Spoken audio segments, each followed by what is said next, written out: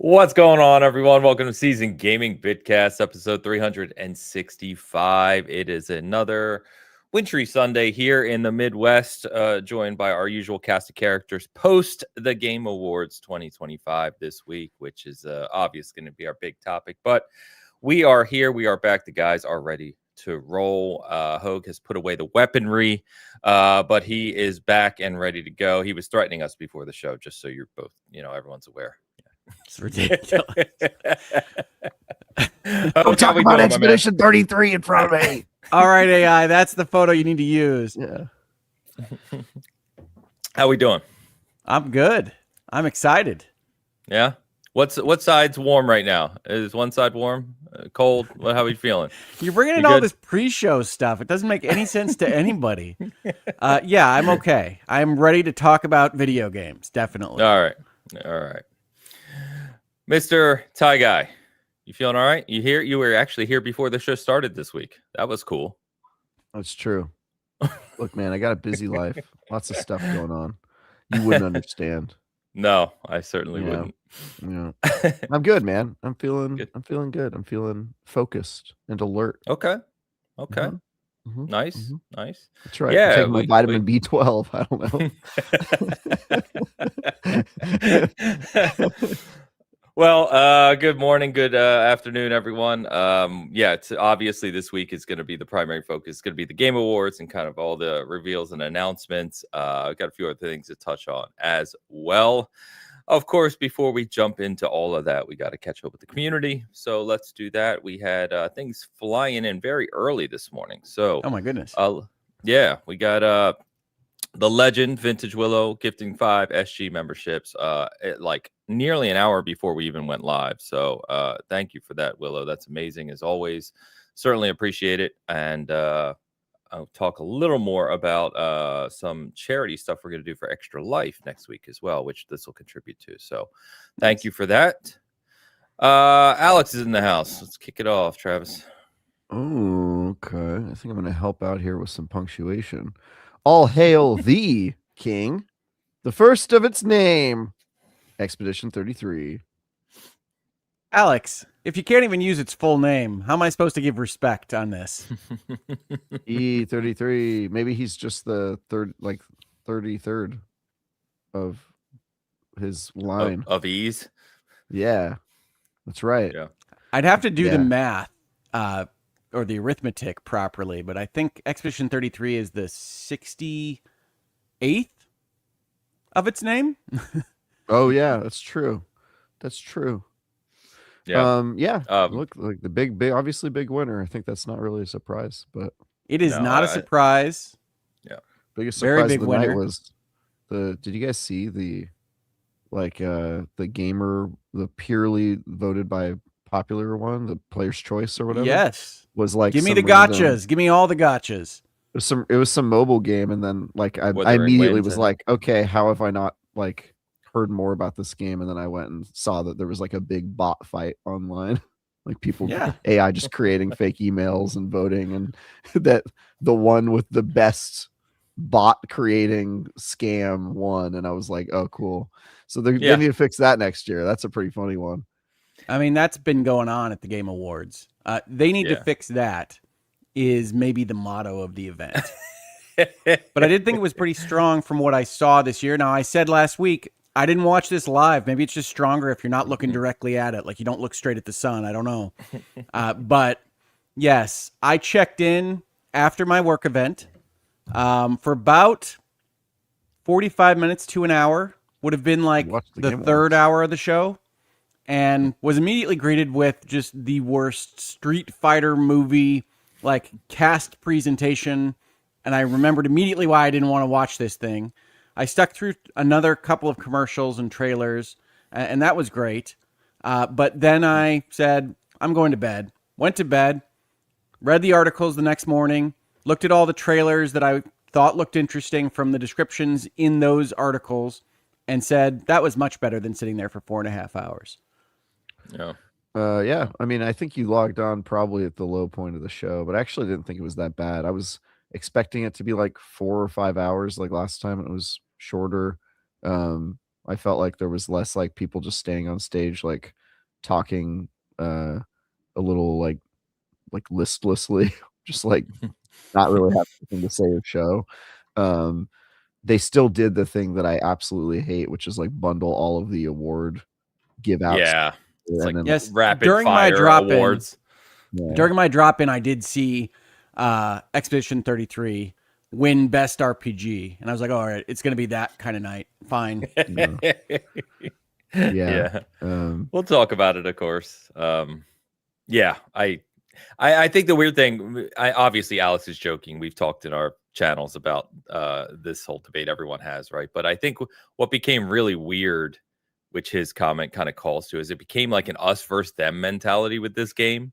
You know, and I it's really annoying to see, to be honest with you. But the online sometimes just metastasizes into bad things. And like, I liked Expedition 33. I really did. I enjoyed my time with that game, but it was evident minutes after the game released that it was going to be this kind of, this is the first video game ever created, and it changed my life and my family's life, and it should be regaled with all that gaming can offer it.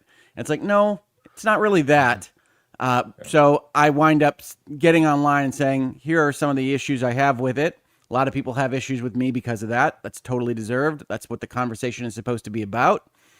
But yes, there is a zealotry. There is a cultishness to the fandom for Expedition 33 that absolutely puts me off of it. And I have to remind myself that I actually liked the core product when I watch this online.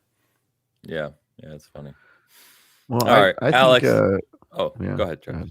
Go ahead. That's okay. We could talk about. We're going to talk about the awards later, but I think that's a little unfair to the fandom of Expedition 33. I think a lot of it is warranted, and I don't know. Just talking to people who really like that game, it seems like there's a lot of passion around it, and people genuinely like it. I don't think it's culty. I think people are passionate about games that they like, and I think this is a game that they like, deservedly so, right? So, okay. If you don't think that there's some weird stuff around Expedition 33, I would offer that you haven't been online enough talking about this game. Or maybe I've been online just enough. Such a thing as being online too much, of course. Yeah, we'll talk more about it, of course. Let's get these other things out of the way here. Tao Zochi 727 $10 super chat. Sup chat, sup Bitcasters. The Blue Bomber is back in 2027. I guess Star Force Collection is next year to hold us over. Capcom, please remember you have other IPs, not just Resident Evil. Thank you. Now, Tao, Pragmata looks awesome. Monster Hunter Story 3 looks great. Capcom is doing us solids all across the board here. Capcom's been good. I think they also announced they're going to develop a bunch of new games for their IPs, including Ace Attorney, which is exciting. Yes, Ace Attorney has been described as a core pillar franchise now, so that's news. Yeah, as it should. Deservedly so, once again. I'm just looking forward to the Ace Attorney fighting game. Well, they're already in a fighting game. Phoenix Wright's in Marvel vs. Capcom. Well, he can have his own now. Yeah. He throws paper at people and points at them as his attack. And then Maya flies. I threw an objection pillow at one of my daughters once, so there you go. Nice to hear about the harm that happens in the Hogue household. It's really unacceptable. Put the knife away, Hogue. Why do you have it again? I think it feels like Capcom is riding on the success of Resident Evil and Monster Hunter to actually put that towards other things now, which is good. I hope they continue to do that. I'm ready for Dino Crisis to come back like others. We'll see. But it's cool to see Mega Man coming back. I continue to be. I'm someone who grew up. I'm sure Hogue, you did too, with Mega Man. I liked Mega Man. I played a lot of those games growing up.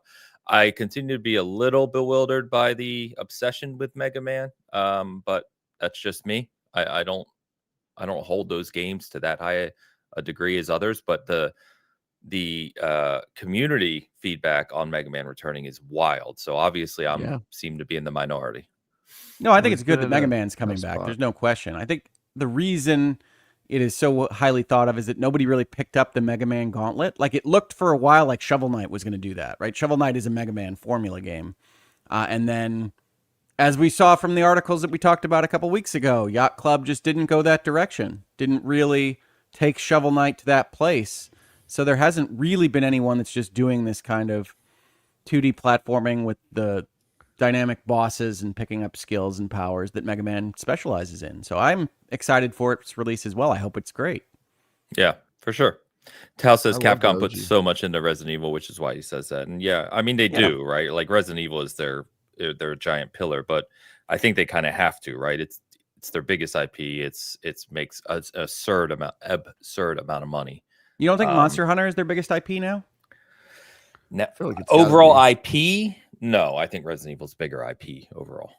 I don't know. I'm just guessing. Like if you're including merch, movies, licensing, I think Resident Evil's still bigger. That's a fair. But I don't. But I don't know. I know game sales these days. Yeah,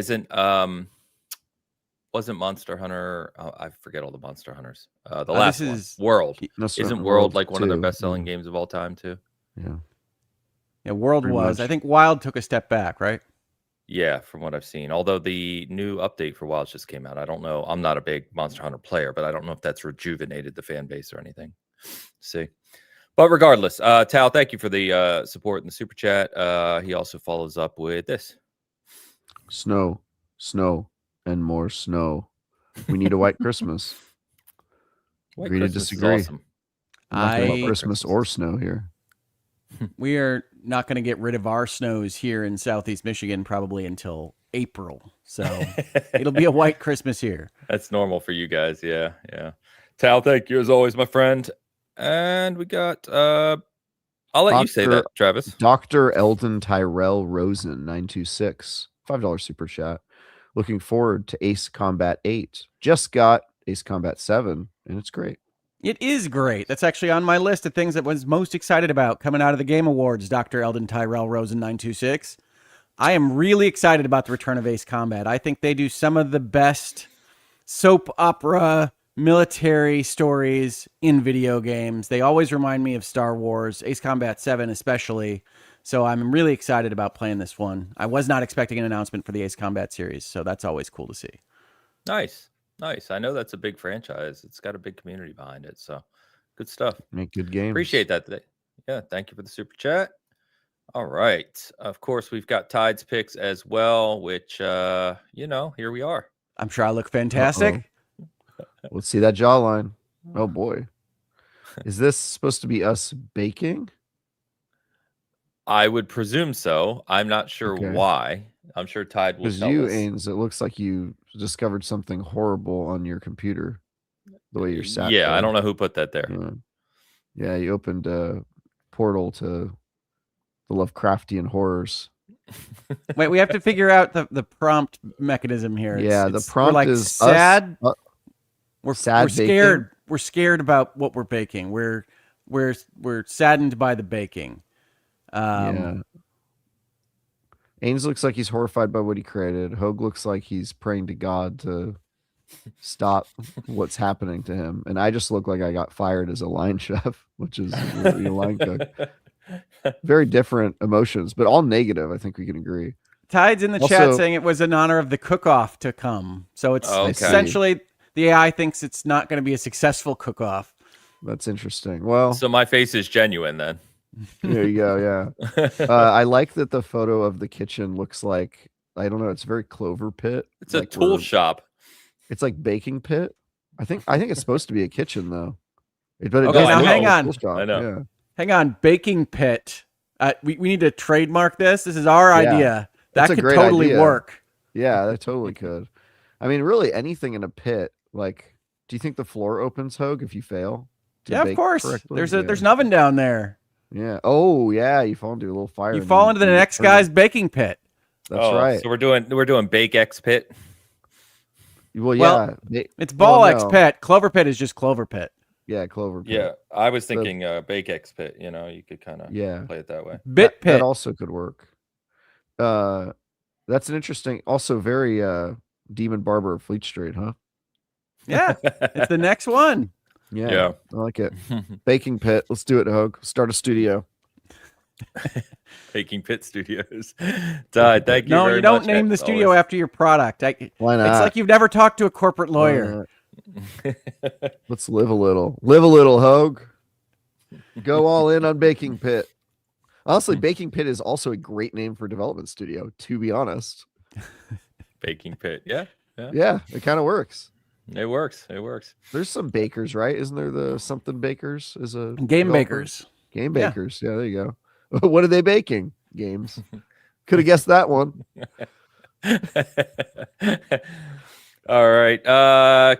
Thank you as always, everyone. Let's jump over to what we've been playing. We'll keep this a little shorter today, obviously, as we got a lot of games to run through on the Game Awards. I'll kick us off because mine's going to be quick. So mine, I just want to update, well, not update, but been playing updates. So Final Season 9 came out to start of Year 3. It's a big update, and Battlefield has their winter event going on right now. So I've been in, multiplayer land for the most part. Did finish Yote, like I said, went back to Absolum a bit. Started Shinobi Art of Vengeance. Very cool game so far. I need to play some of that. Yeah. But I have just yesterday or 2 days ago gotten back, as I said I would, to Kingdom Come Deliverance 2. So you got the DLCs to go through now too, right?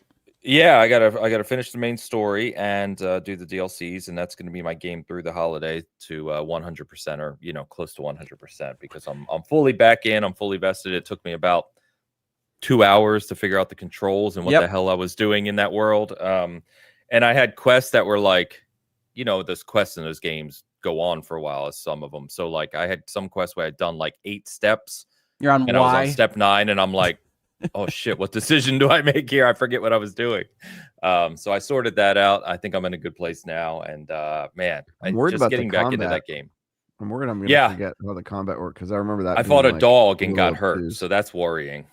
Yeah, I've got to figure out what I'm doing. But the the immersion once you get back into that game is just unmatched. It's fantastic. I was immediately like sucked back into it. So pumped about that. But that's about it on my side. So like I said, I'll keep it short today, but I'll pass it to you guys to see what you've been up to.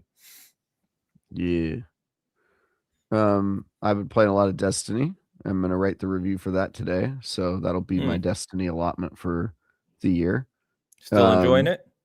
Yeah, for the most part. I will say it feels a little thin as an expansion. Like weirdly they added like an extraction shooter mode, which is sort of the main way you engage with the game this expansion. Like they have all the missions like during the story, they just like make you do more of that extraction mode, and then afterward they're like, now grind the extraction mode a lot. But it's a pretty well designed activity. They just make you do too much of it. And then yesterday the new dungeon came out, which is basically like a mini raid with 3 people, and I did it solo, at least the first half of it, and I'm gonna finish it today. But it's a pretty good one. It's got like very Star Warsy vibes. You're like getting on the Sparrow and racing around, and it kind of has that like Endor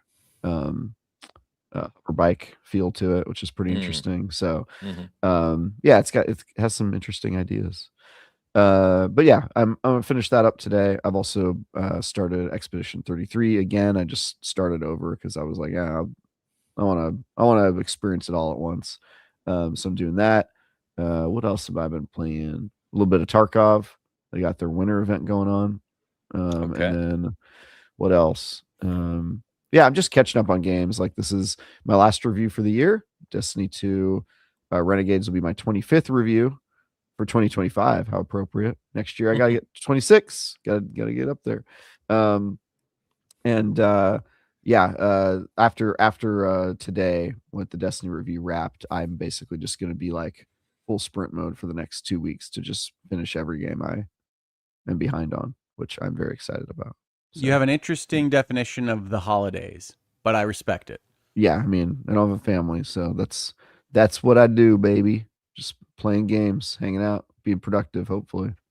So nice. On Expedition 33, you said you started over. How far are you? Do you know? I met the girl. Okay, yeah, early. Yeah, okay. Yeah, I'm early. I'm early. It's not super long though. sorry. Yeah. I'm actually looking forward to the fact that it's not super long. I like a knock it out in a couple play sessions type game. Expedition 33 feels like you could do it in a weekend if you're really focused. Absolutely. If you put in a lot of time, and depending, I did a bunch of the side content, did do it all, but did most of it, and I think my time's like 44 hours or something. So it's not crazy. It's cool. Yeah. It's cool. Yeah, I'm looking forward to do that. And then I'm probably going to also finish Kingdom Come Deliverance 2. I'm like at least halfway through that. I mean, I got to be. That's what they say. That's how they get you. Yeah. I mean, you get to the second map, it starts to feel like, all right, I can kind of tell where the story's going versus the first act where you're like, we're just out here having fun. There's not really a whole lot going on. We're just chilling. We're just hanging out with Henry. So yeah, things are feeling like they have a direction now in that game. But yeah, I've got this every time there's a game where I'm like, all right, I have to finish it, I put it on one of the Xbox or Steam like groups so that it'll just get like saved. And I looked at it and I was like, this is super doable. It's like 6 or 7 games. It's not that bad. So I'll be finishing those when I'm done with reviews. Gotcha. Because you got to eat your meat if you want dessert, How you expect to eat your pudding if you don't eat your meat? That's a good idea, actually, because I stopped using my pins a while ago, but that's a good idea because I forget about games I want to go back to. So I pinned the priority backlog, and they're just all the games I didn't get to finish that I know everybody's going to be talking about. So hopefully by the time we meet next week, I'll have beaten several of these games. I'll definitely be through Expedition by then, so that'll be fun. Cool.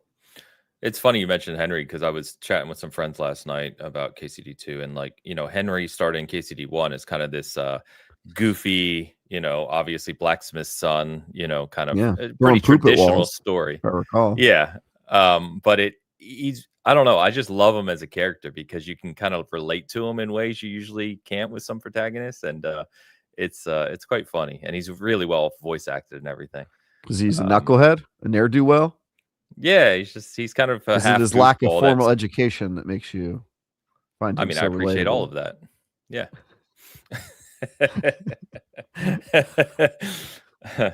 People need trades, peasant. You know what I mean? You peasant. Yes, that's fine. I am a peasant. It's actually not that bad back then. Land owning poor, I'll take it. Yeah. It's better than the landless poor. The hired hands, yeah. Yeah. Technically, the peasants owned more land than I do.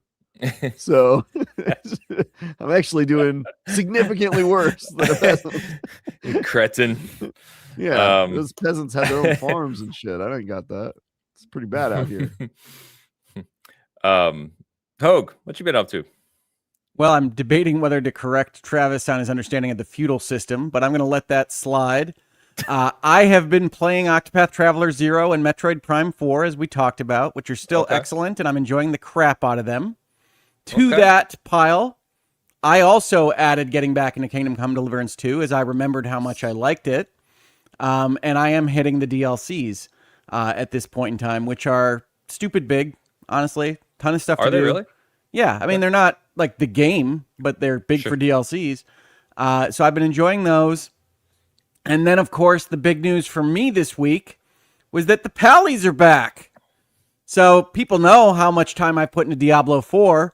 Now, with 100% more Paladin content, are you kidding me? I had to jump back in there. And there is nothing more fun than bashing people with your shield and then throwing a lightning hammer at their heads. So I am super excited about the addition of this class. In real life as well. That's what I've been playing. I don't like that you brought that up because I opened BlizzardNet the other night and I had the install button highlighted and I'm like, I can't do this to myself. Wild that you call it BlizzardNet, by the way. BattleNet, sorry. If I get sucked back into that game, it's a problem. So I've refused to do that. I'm going to wait to play Paladin until April when Lord of Hatred comes out. I got to hold off. You can wait, absolutely. But the Pallies are cool. They nice. Are. Well designed. What's that? What I said, is it well designed, the class? Yes, so far as I can tell. I mean, you have to kind of play them longer to see where there might be issues with a full design. But of course, yeah. Yes. The pathway I selected through the Paladin has been nothing but pleasure for me so far. Okay. Awesome.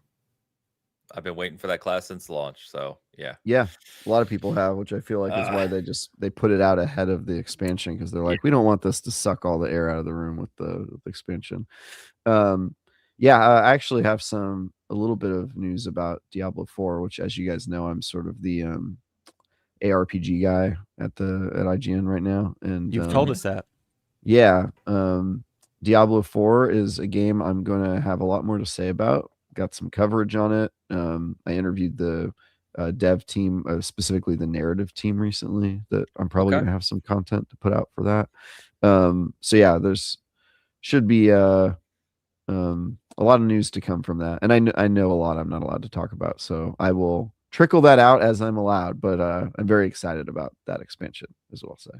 Very excited. Cool. Yeah, I am too, because I feel like they stretched out this confrontation for a number of years, and they better not stretch it one more. So let's go, Mephisto.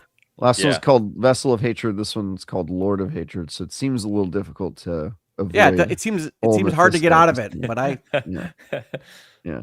Well, I can tell you. Well, can I tell you that? No, the embargo's tomorrow. But I will starting tomorrow. I will be able to tell you more about kind of the direction of the story and the expansion, vis-a-vis the narrative team. So that'll be cool. Okay, that will be cool. I will look for that, because I'm ready. Mephisto's been laughing at me for years now. Let's go. Yeah, I'm ready for that one too. And what a great Diablo trailer, by the way, too. Blizzard always crushes the trailers, but I've watched that trailer multiple times. Did you see Mephisto make fun of Jeff Keighley at the Game Awards? I did. Unexpected cameo from the Dark Lord of Hatred, but you gotta do. I want to give credit where I want to give credit where it's earned, and I thought that the production values, the setup that Keighley put together for this Game Awards, was the most impressive that I had seen. It was pretty sick. Yeah. It's a pretty cool cameo, though. Do you think Mephisto's on Cameo? Yes, $5. How much do you think it costs to get the Lord of Hatred? $5 is a birthday. To wish Billy a happy birthday. How many? We're gonna have our Bitcast intro done by Lord of Hatred starting next week. Oh, that'd be great, dude. Have a cameo. Have him. I haven't talked to him in a little while, but I'll hit him up. That's because you pissed him off. In my mind, for some reason, Ains is Bale in all this. I don't know why, but that is weird. You know why? Because when I first started playing Diablo, obviously the original way back when, I named my character after Bale, and I had been Bale since the beginning of Diablo. There you go. See, got it in one, guys. You nailed it. You nailed it. Quick shout out to our good friend of the show and obviously SG crew, Sardanisms. She actually had surgery on her brain this week.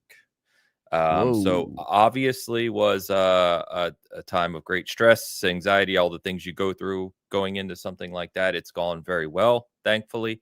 And so she's doing better. And, we've been talking to her obviously in the SG channel about this, but I just wanted to call this out. So shout out to Ray. And she has a question for us, which you guys can go ahead and answer. Expedition 33 or Octopath Traveler 0? Well, this is interesting. I mean, Sard, call me old fashioned, but usually when I survive brain surgery, I say, let's just buy 2 games. You know what I mean? Like, that's how I feel about it. I don't know. It's like you only live once, but you can buy twice. Oh boy. Nailed it. What's funny is that I think the games I played immediately after my brain surgery were much simpler than Expedition 33 and Octopath Traveler. I was playing like Dredge and Diablo 4. But I do think these two can survive being played together simultaneously. They're different enough that I think you could buy them both and be satisfied that they're different experiences, and you could keep both of them in your head. That said, I personally favor Octopath Traveler 0 out of these two games. And for purposes of if you do only buy one, Octopath Traveler 0 clearly has much, much more content than Expedition 33. And I'm not just a content for the sake of content guy, but it's good, high-quality content too. So I would favor Octopath Traveler, but I tend to agree with Travis. I think both is probably fine for this purpose. Ideally, You're not having to buy presents about your survival of brain surgery too often, so you might as well go whole hog when you do. Yeah, that's fair. She says she already bought the Disney Dreamlight Valley expansion. Be curious to hear if that is less buggy than it was when I played it. Sard, if you have any feedback there. Okay. All right. Well, cool. We got one more super chat right now, and then we'll just go ahead and jump over since it's the hot topic today, of course. Tao, you're going crazy today, my friend. The old Zochmeister writes, Blizzard should just make movies for their IPs. Those cinematics don't miss. But have you seen the Warcraft movie? Yeah. How do we go from there to there? Yeah. Also, like those cutscenes must take months. Like that movie would take like 9 years to develop if they were trying to have it to that level of quality. Hey, Square Enix only almost bankrupted itself. Yeah. God, that's so long ago now, you know. It's seasoned. Movie. We've got seasoned content here, folks. It's true. What we deliver. We were talking about the Lord of Hatred cutscene with some buddies at SG and stuff, and I was saying that still, when I think back of like, everyone has those kind of like memorable scenes or cinematics that we've seen over the years in games, and there's a ton of them. But I still think from a production quality and just like impact, oh, for God's sakes, Lilith and Anarius cutscene late in Diablo 4's campaign, the like 7-minute one. It's unbelievable. Like, it's truly unbelievable how well produced that is. It is so good. I've gone back on YouTube and watched it multiple times. It's just, Blizzard's on another level with those things. They're gorgeous. And I love the Diablo 4 aesthetic. Like, they just nailed it. And it's crushed it.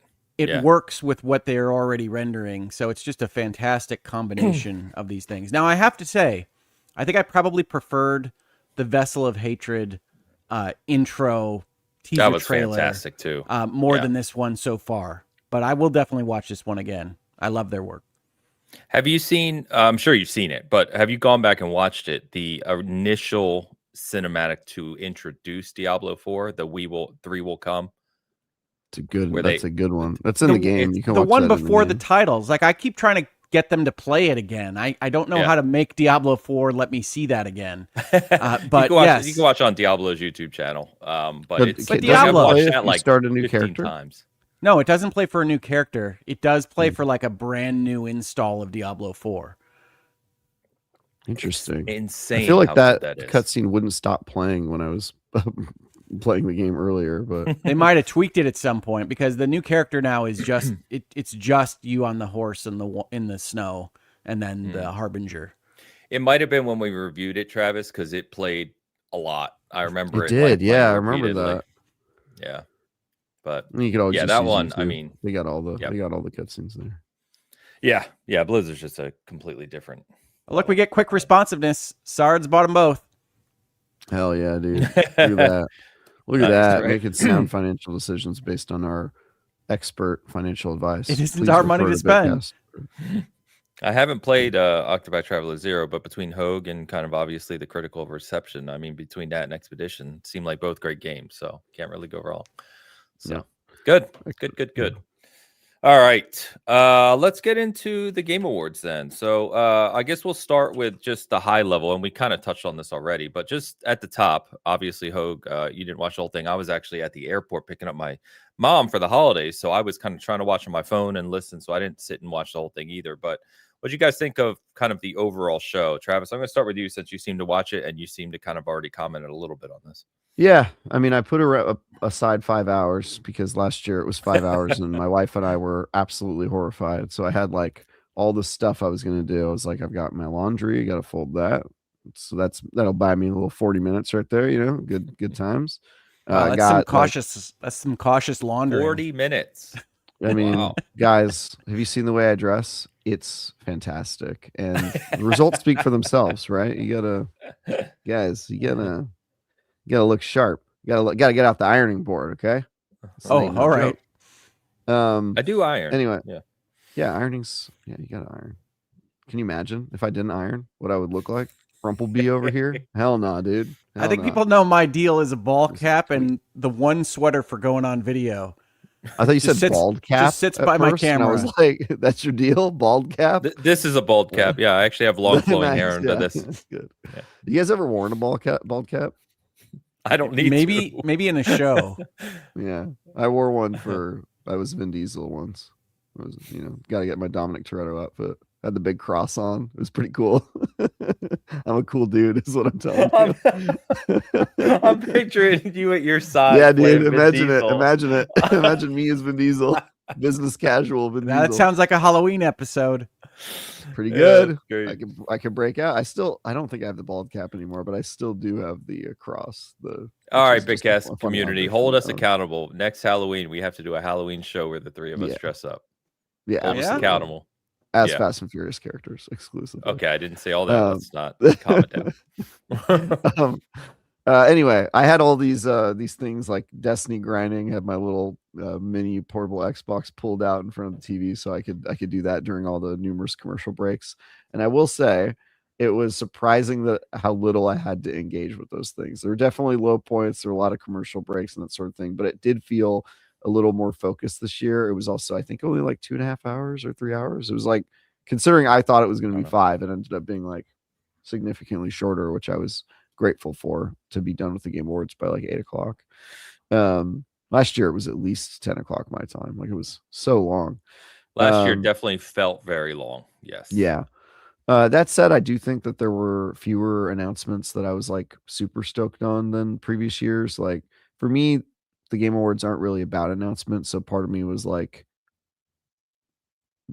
grateful that they didn't take that much oxygen out of the room with all of the big announcements. But the kind of what I would hope would happen is that would mean fewer big announcements means more focus on the awards, and they certainly did not do that part. No, straight to the Evanescence. Let's go. So once again, the Game Awards feel like the Jeff Keighley E3 show with some awards attached to it, which has always been my biggest criticism of the show, is just like the format and what it is itself. Part of me gets it. I mean, I know they're trying to get, people don't watch award shows unless they think there's going to be cool trailers surrounding it as well, but it still will never cease to feel tacky and like a weird way to not focus on the content. Announcements that I liked. Well, gotta like a new Casey Hudson Star Wars game. I mean, we're gonna go through them. We're gonna go through them. Okay, all right, cool. Yeah. But yeah, I mean, I don't sweat too much about the awards, having participated in several awards like group things these days. Like, everybody's really passionate about it. I believe that the people who liked the games that won genuinely were coming from a place of believing that those were the best games, and I think that's all that matters. Like Expedition 33, it was really nice to see a small indie team with their first game out there just being extremely happy, which I'm always happy to see. It's aside from the mobile game that won, I guess because of bots, I'm happy for all the winners. So yeah, I generally agree. I went back and looked. The full stream, even with the pre-show and everything, was 3.5 this year. So that does feel a little short. So your points to the core show, I think, is about 2.5.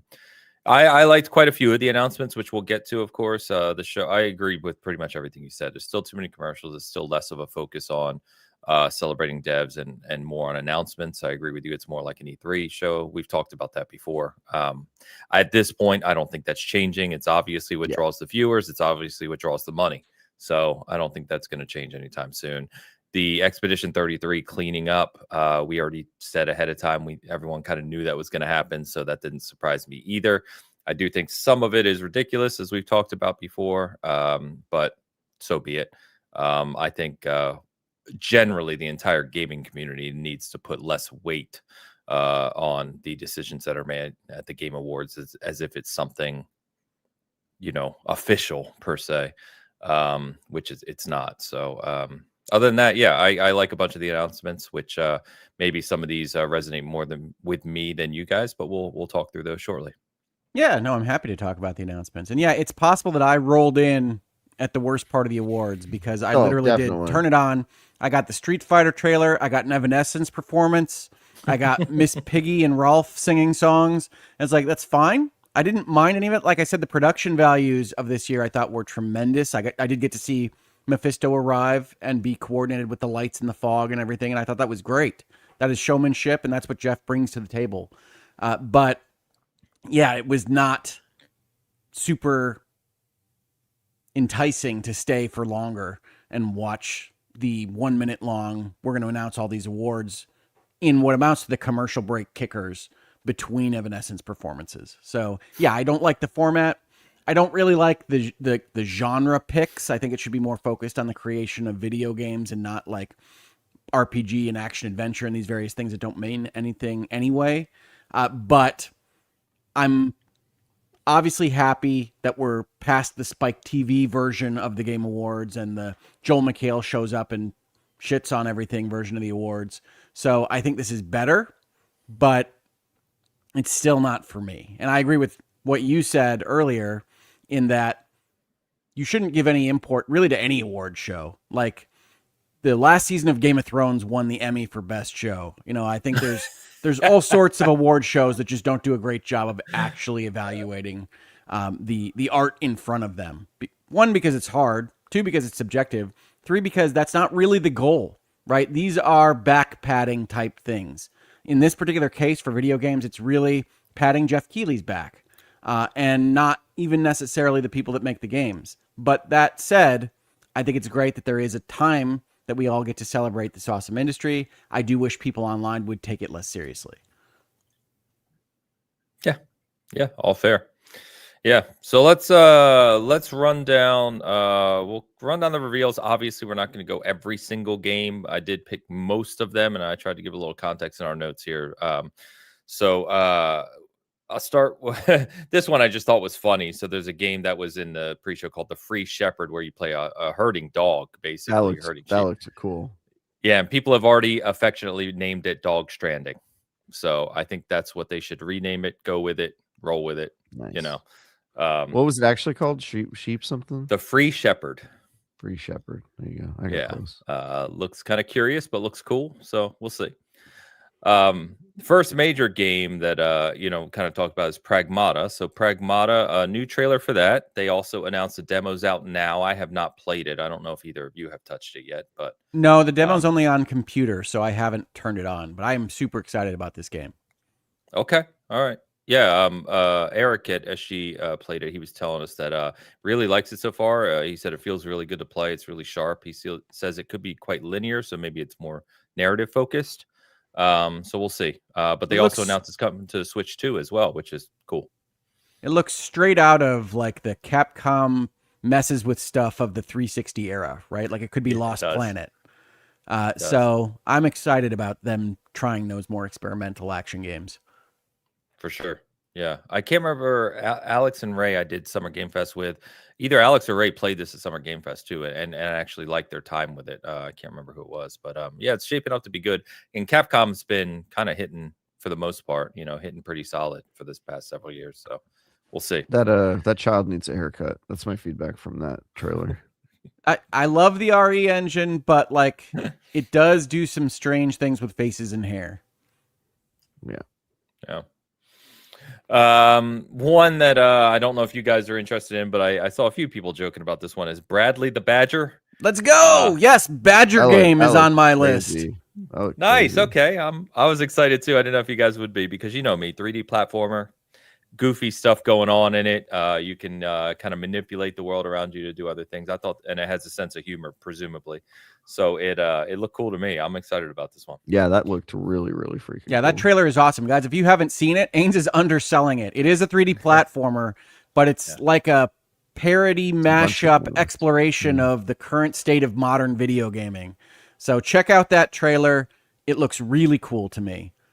Yeah, it does. I didn't see a release date or anything like that on it, but I did appreciate, if you didn't notice, you know me, the font that they're using for the title is very Banjo-ish. Or Conquer-ish. I mean, like it does seem inspired by Conquer. Yeah, old Rare. Yeah, that's true. So that one looks cool. Check it out. All right, guys. I put this early in and combined them together because I know this is up your guys' alley and mine to a degree as well. So we got 2 Star Wars games announcements. You commented on this one first, so we'll start there. Star Wars Fate of the Old Republic, which is being developed by a new studio in coordination with Lucasfilm Games that is being led by Casey Hudson. If you, for some reason, don't know who that is, it's from the old BioWare days, who did Knights of the Old Republic. He also worked on Anthem to a degree. but he is leading the direction of this game. Studio was stood up. We learned from Schreier that studio was stood up this year. Like so 5 minutes ago. Yep. Yeah. Yep. So the CG trailer looks awesome. But keep your expectations of when this will actually release in check. Yeah. This is the Cyberpunk 2077 trailer with the robot lady in the street that we saw however many years before that game was even a twinkle in anybody's eye to actually show us something. This game is eons away. And Casey Hudson said before 2030 for sure. Yeah, he did. He's a liar, or he's very aspirational. I understand that he knows that 2030 is a bad look. Like, people got this rumor that Schreier goes out there and says it's not going to be before 2030.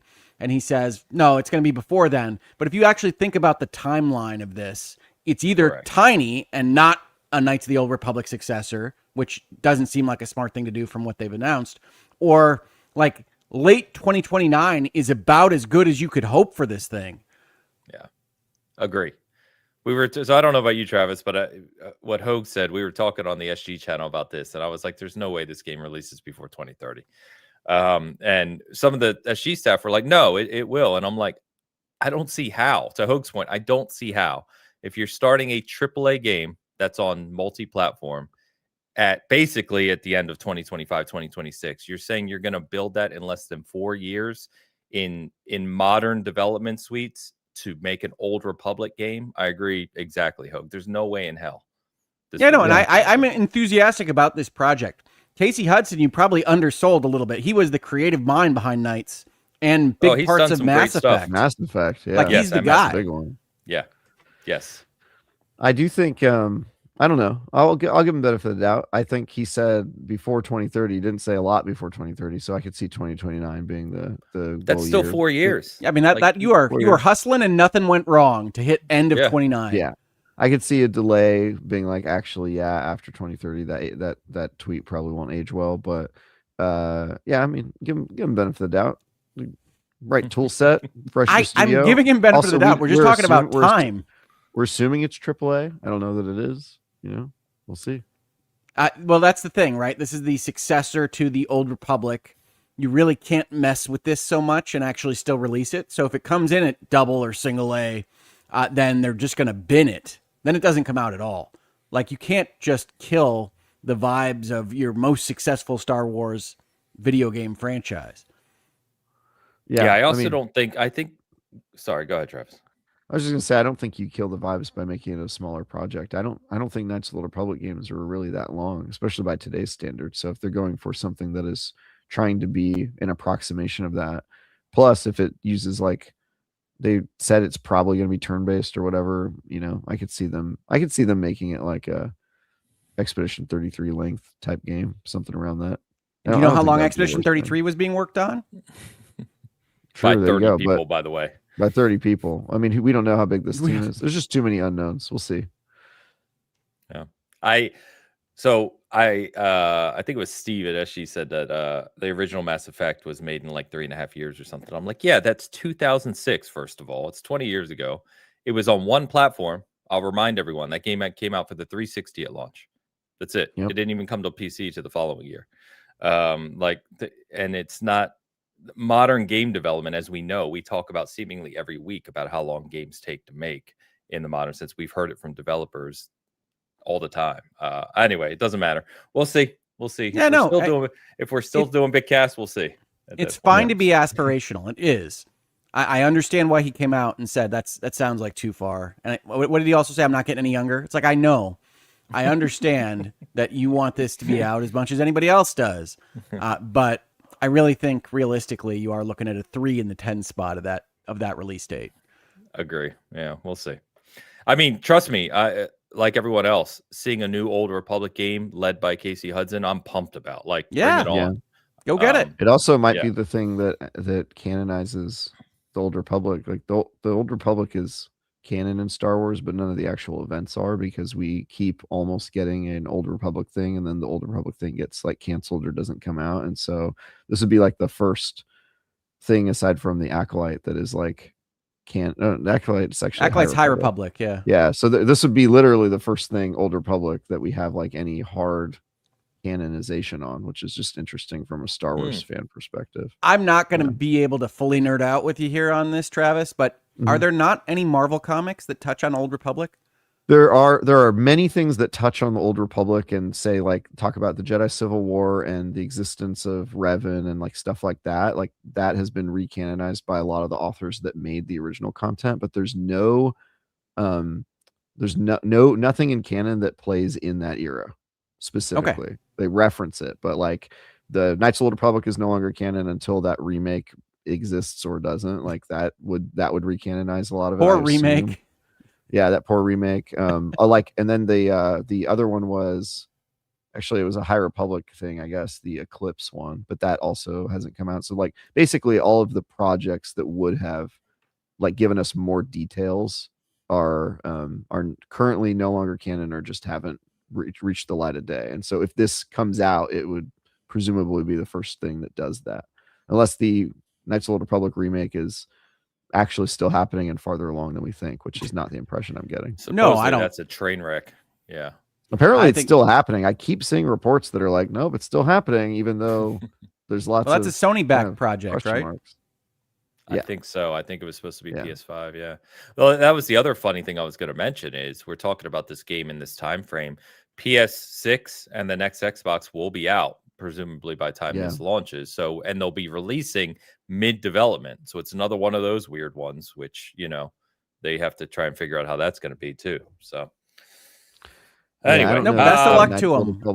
I don't know that the Knights of the Old Republic remake is going to be like bleeding edge. Like, no, I'm sorry. I meant Fate. I was talking about Fate. Oh, Fate. Oh, yeah. That'll be interesting. Yeah. Because presumably it's going to release on all those, right? Like current, what we're playing now versus and new. So, good luck, Casey. I hope you got what you need to make this what we hope it will be. Go kill it. Yeah. Great. It got me playing Knights of the Old Republic again. So nice. I've been trying to get my wife to play that game because I know she would love it if she could get past Terrace, but that's a tall order. That first couple you hours said Terrace, which is the first place you go in that game. I heard either tariffs, as in taxes, or terrorists. She's really pissed off about the tariff. She can't focus on games right now. I think the first planet you go to where you're locked down on Terrace is a little slow. I think that game starts a little slower than it needs to, and it gets cool. But if I can get her to Dantooine, I know she would love that game. But I'm having a hard time getting her past the grunge. You can only take so much Carthonassi in your life. Yeah, the Carthonassi, and also just like the dancing in the club and the arena fights and like all that stuff. They give you so much to do on that planet, which is cool. But then also like you're missing the Star Wars part where you're out exploring the galaxy and traveling with your companions, and you just don't get to do that when you're on that planet, which is kind of my main problem with how that game opens. It's been so long since I've played. Like I don't even remember most of these references. I remember everything. It's a great Switch port for what it's worth. Okay. Yeah. Well, it's also like up-res and whatnot on Series, right? Oh, like dude, on the Series X, it runs at like 400 FPS. It's unbelievable because the game looks so janky. It runs like crazy well. Yeah, no, you'll immediately be reminded of how old it is. But it's a really good Switch port if you're looking to play it mobile. Yeah, I might replay that. I was honestly holding off on replaying it and or making D play it because of the remake, and now I'm sort of like I kind of feel like I have to just put you through the old version, lady. All I can do. Me too. I think those two announcements, like kind of next to each other, of the ports and the remake, didn't help the ports at all because I had put them in that same bucket, which is like I'll just play the remakes when it come out. Well, no, those are definitely not progressing like they would have hoped. Yeah. So I think we can all agree, though. I mean, this is a cool project. I'm stunned that it exists. I'm glad that it exists. I do think this goes in the folder in my mind that says, don't even think about it until we have something remotely close to a real release date. Without question. We agree. Yes. I mean, it's one of those things that's so cool. You almost want to just like bury it in your brain. Like that's how I felt about the Knights of the Old Republic remake. It was like a CGI trailer. The Eclipse trailer, I felt the same way. I was like, wow, this looks really cool. It's also very obviously an early concept video. And I'm just going to, I have so many desktop screenshot of the desktop wallpapers. That are from Star Wars Eclipse, and every once in a while they pop up in like my rotation of wallpapers, and I go, "Oh yeah, that was a great trailer for the game that's never going to come out ever." It's funny, so many people give me crap for not loving Expedition 33 as much as everybody else. I have a series of wallpapers that pop up from Expedition 33 on my computer. I am not. Do they make you rage? A hater? No, I don't hate this thing. Why is this still happening? Yeah. But no, I agree with you guys. I think burying this and forgetting it even was announced is the best thing to do for a while. But between here and there, we're going to get. We shouldn't bury is the pod racing one, because that looks like it's actually got development. If I can transition us. No, that's a good segue. We can go to the next one. I was just going to say that between here and Fate of the Old Republic, we do have Expanse and Exodus. Presumably, yeah, we have other IPs have a date for there. Sure. Yeah, other IPs for sure. But we also Star have Wars Destiny 2 Renegades, which is a Star Wars game apparently. But yeah, Star Wars Galactic Racer, and I won't say what Travis said in our private chat when I saw this announcement, but coming. Well, why don't you say it? I don't get it. It was inappropriate. It was about the release date. I'll get to it. Hold on. So it's coming next year. It's from Fuse Games, which is the former Criterion leads studio, which is good news for this, and Secret Mode. And this one looks awesome because it also has an actual narrative in it as well. It does? Yeah, it does. I apparently didn't follow up on that. I watched the trailer. This one looks awesome. It has a narrative. It has story stuff in it, which I was like, what? Like Brad Pitt has to learn to drive again, or? I guess. Hey, I think it's like you good. Coming up in the F1 world. was great. Reminded me of, yeah. It kind of reminded me of like the time that they put a story in the FIFA game. What was that story about the kid? Who's I hope not. Yeah, I hope not. I mean, obviously that's a terrible example, but it kind of reminded me of that in terms of like there's an excuse to why you're doing all the races in between the racing. So we'll see if that delivers. But you got Suboldba. I did see that. Did you threw an old in there?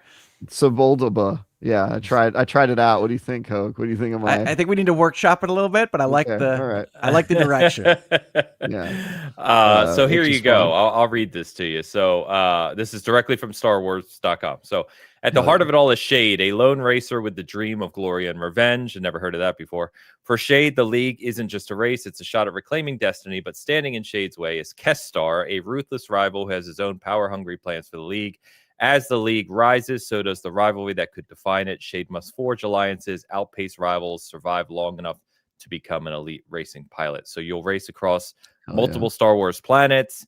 And it says there's branching routes, varied environments, dynamic risk-reward choices. Ensure no two runs play the same. Hell yeah. So come for the racing. Don't leave just because of the narrative. Got it. It's That's probably a good way to say it. That could pop off. We don't know. I'm gonna. It could. It could. You know what? We'll leave it open. Cool. Honestly, after how much fun I've been having with the Nazma 11 and putting my little anime team of soccer kids from middle school together, I am fully behind. You can make a narrative out of anything, but I also think that sometimes they just get slapped on and they aren't really worth the time that was spent on them. I could see both. I'm hoping that they'll just go extra hard on that narrative and make it cool. We'll see. Either way, I'm gonna be racing pods, and I was racing pods last year for that remaster of that old pod racing game, the Star Wars game, and called Pod Racer. Quite painful because that game is not good. So we're due, Hogue, for the trailer looks pod great. Racing game. The trailer looks great. You can only do so much with a CGI trailer, but it does look like they are aimed at the right things, right? The kind of the violence of Star Wars racing in these awesome environments. When they said it was from some of the people that brought you like Burnout and other Criterion games, it's like, yes, that should work. Like let's see some explosions. Let's see some awesome rendered Star Wars environments. This should work. But I had no idea they were trying to put a story in it. Yeah, and it says there's obviously different crafts. There's skills to unlock. There's you can learn takedown, so you will be taking out other pods as you're racing. So I mean, it could be really good. That's quintessential pod racing. You guys, I got to throw a wrench in an engine. Let me You guys go. ever see the pod racing episode of Bad Batch? That's a vibe right there. That's what I want us to accomplish here. No, I don't think I've seen more than 10 minutes of Bad Batch. Tech learns a new skill in it. It's really heartwarming. Heartwarming half an hour of television, you know. I will take your word from it. Well, like I said, the Fate of the Old Republic announcement got me playing Knights of the Old Republic. Maybe I will get into a little bit more Star Wars that doesn't touch on the sequel trilogy era. But for right now, these are two cool announcements. I do have to say the backlog of cool Star Wars announcements is maybe as long as the entire library of Star Wars games at this point. And we even know about the unannounced cool Star Wars announcements that got canceled before they ever saw the light of day. Pour one out for 1313, everybody. Yeah. And what was it? The EA game, the EA Studios working on the the Amy Hennig game. Amy Hennig. There we go. Yeah, that one. Was it ever called anything more than Amy Hennig Star Wars Project? I don't know, man. No. At least they're trying stuff, right? And some of these come out and some of them are great. You got your Jedi Survivors, you got your, doing all right. Well, this one's supposedly coming in 2026, so it's almost 2026, so it can't be that far away if it actually releases on schedule. So. Yeah, the Ubisoft one came out last year too. I feel like the record of the games they actually Outlaws, put out is pretty strong. Squadrons recently. was before that. No? Yeah, I like Squadrons. I mean, campaign is anyway. Whatever. Yeah, so a couple cool announcements for the Star Wars universe, which is great. I think you can kind of hear when you're watching remotely like us, you can hear the crowd reaction, right? That's kind of like a good measure of the in-arena excitement. And Fate of the Old Republic was definitely near the top. When they showed when Old Republic popped up on the screen at the title at the end. So it's funny that as soon as it showed the planet with the ship, like the first frame of that trailer, I was like, this is Star Wars. And he was like, how do you know? We just got done watching a bunch of sci-fi trailers. Like, this could be any of them. I was like, I know. And then it was like, then the ship turned and you saw its silhouette. I was like, that's a Star Wars ship. And then the further it got, I was like, this is Old Republic. I know exactly what this is. Is that Ballista? I was like trying to get ahead of it. I was like, wait. And then, it was really funny to how quickly I was on to, this is Star Wars. Guys, everybody, this is Star Wars. Immediately. Yeah. I was like, guys, this is it. This is it. Well, the one of the obviously biggest announcements of the night was the leak that happened prior to the show, of course, with the silly looking statue, which was Divinity. So Larian is going back to their Divinity IP. The new game is just called Divinity. We got a 4-minute or so, pretty long CG trailer with some, I might say, as a horror fan, risque material. I really liked it. Well done. That was cool. I turned around. My wife was sitting behind me for that part. I turned around and she was just like this. Just abstaining from that part. It freaked her out so much. And then I was like, it's a game we like. We played all the Divinity games together. I was like, it's a game we like. It was a lot. One, I thought that was very dismissive of the Hellstone Ains. I thought that was one of the cooler things that the Game Awards and Jeff have put together in a while. So the mystery of the Hellstone I thought was interesting. And then, yes, it got leaked because they trademarked Divinity the day before, which is fine. But, like, come on, trademark lawyers. You can do better than that. You didn't need that day. You didn't. But in any event, I thought this was a cool trailer. I do, having played in the Divinity universe before, think that people might think that Divinity overall is a little bit less goofy than it actually is. Now, I don't know whether that signals that Larian is taking this in a Diablo-esque, we're going to talk really about demons and sin and all this other stuff that they only really lightly touch on in their other entries in this universe. But one of the things I love about Larian is how goofy their self-made universe is, like the aristocratic talking dragon people and everything in between exists in this universe. And what this trailer showed was something a lot more akin to what we were talking about with the Blizzard Diablo cinematics. I don't know whether that's going to be the vibe or not. I strongly suspect this game is going to wind up in the original Sin Baldur's Gate 3 kind of model of gameplay, because that's what they're known for now and that's what they're really good at now. But they haven't really told us what this game is going to be yet. So I think this is much closer to being done than Fate of the Old Republic. I still view this as probably pretty far out there, and we shouldn't get too excited until we know more, is my opinion on these things. Travis will tell you, get excited as much as you want. I think that's fair. But in terms of how I kind of manage what I'm looking forward to, this one looks a ways away too. Definitely a ways away. But I think they have to do it now. I think it needs to be on the heels of Baldur's Gate 3 so people don't forget that they're the guys who did it, because I think this is a studio that needs momentum to carry them away from the Dungeons and Dragons IP. And like, I'm rooting so hard for Divinity 3 to be as successful or more successful than Baldur's Gate, because I think that's where they really, their story chops show in a way that I think they're limited in what they can do in the Forgotten Realms. So, agreed. Yeah, I think they have to have, a trailer every year to get people to remember Baldur's Gate and keep the momentum there. So, best of luck. Yeah, to them. I was gonna say to you guys, because I know obviously with Baldur's Gate's 3 success and awards and everything, right? It's accolades, I guess I should say. But you guys were both always vocal about the fact of like, especially you, Travis, around the D&D IP, kind of holding back some of the originality, obviously, right? That Larian did before with the original Divinity game. So the one quote they had from, I don't know if it's the director or the CEO, the head of the studio, excuse me, but he said, this marks the beginning of something with more breadth, depth, and intimacy than anything we've created before. We've been building towards this moment ever since we took fate into our own hands, obviously going independent. This is the Divinity game we've always wanted to make, and you're going to have loads of fun with it. So it sounds like they're going down the same CRPG route. It does sound like that. They have to. I mean, like they almost have to, unless they just kind of lost their minds. But yeah, we just don't know for sure. And then the name change is the only thing that gives me pause there, right? Because it's easy enough to call this Original Sin 3. Travis just called it Divinity 3. This would obviously not be the third Divinity game. It would be the third if you were calling this Original Sin.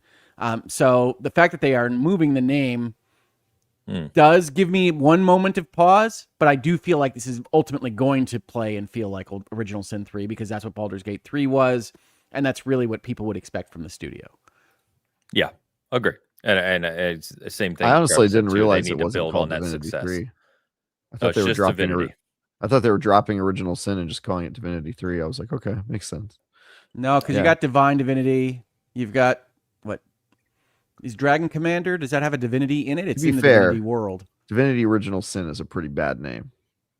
It's too long.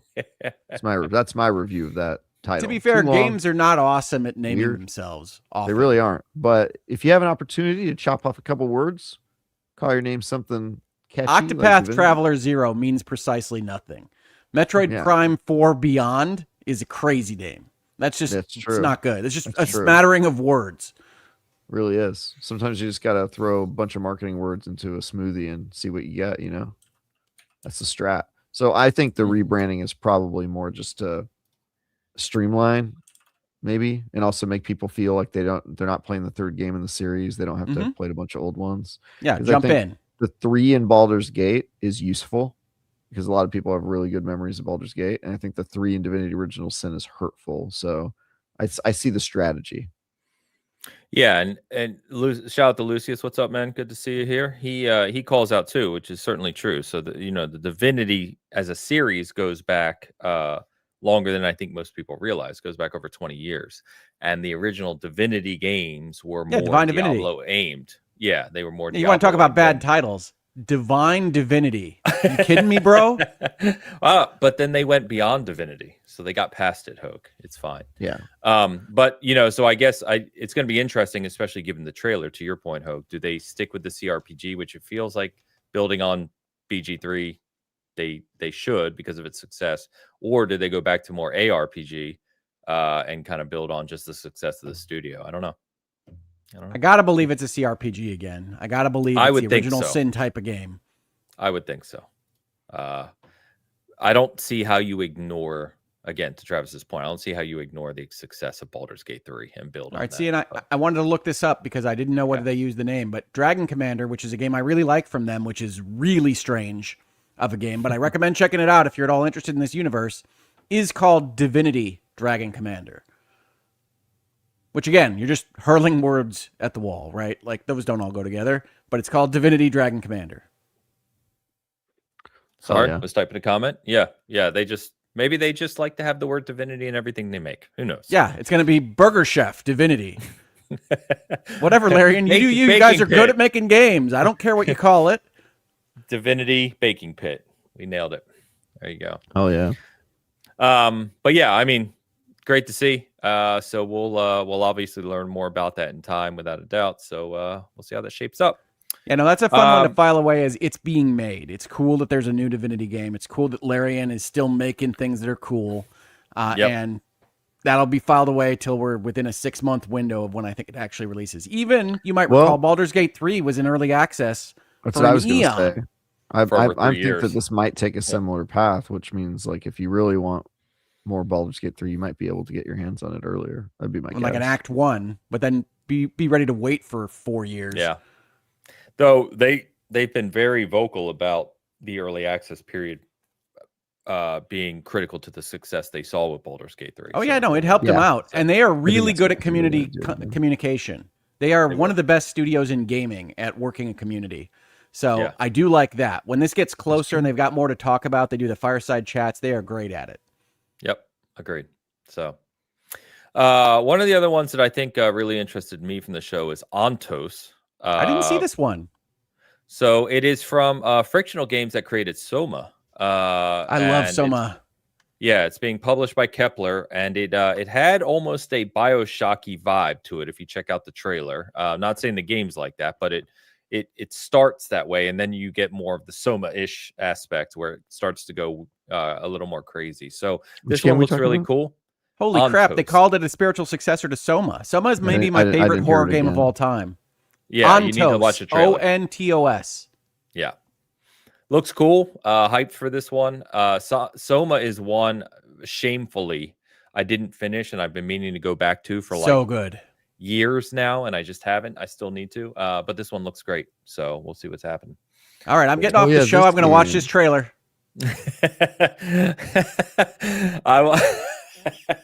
I'll hold us over then to Resident Evil Requiem, which is what we're going to talk next anyway. So another worst kept secret in gaming is that Leon Kennedy, one of the most popular characters, obviously, in Resident Evil universe, is returning.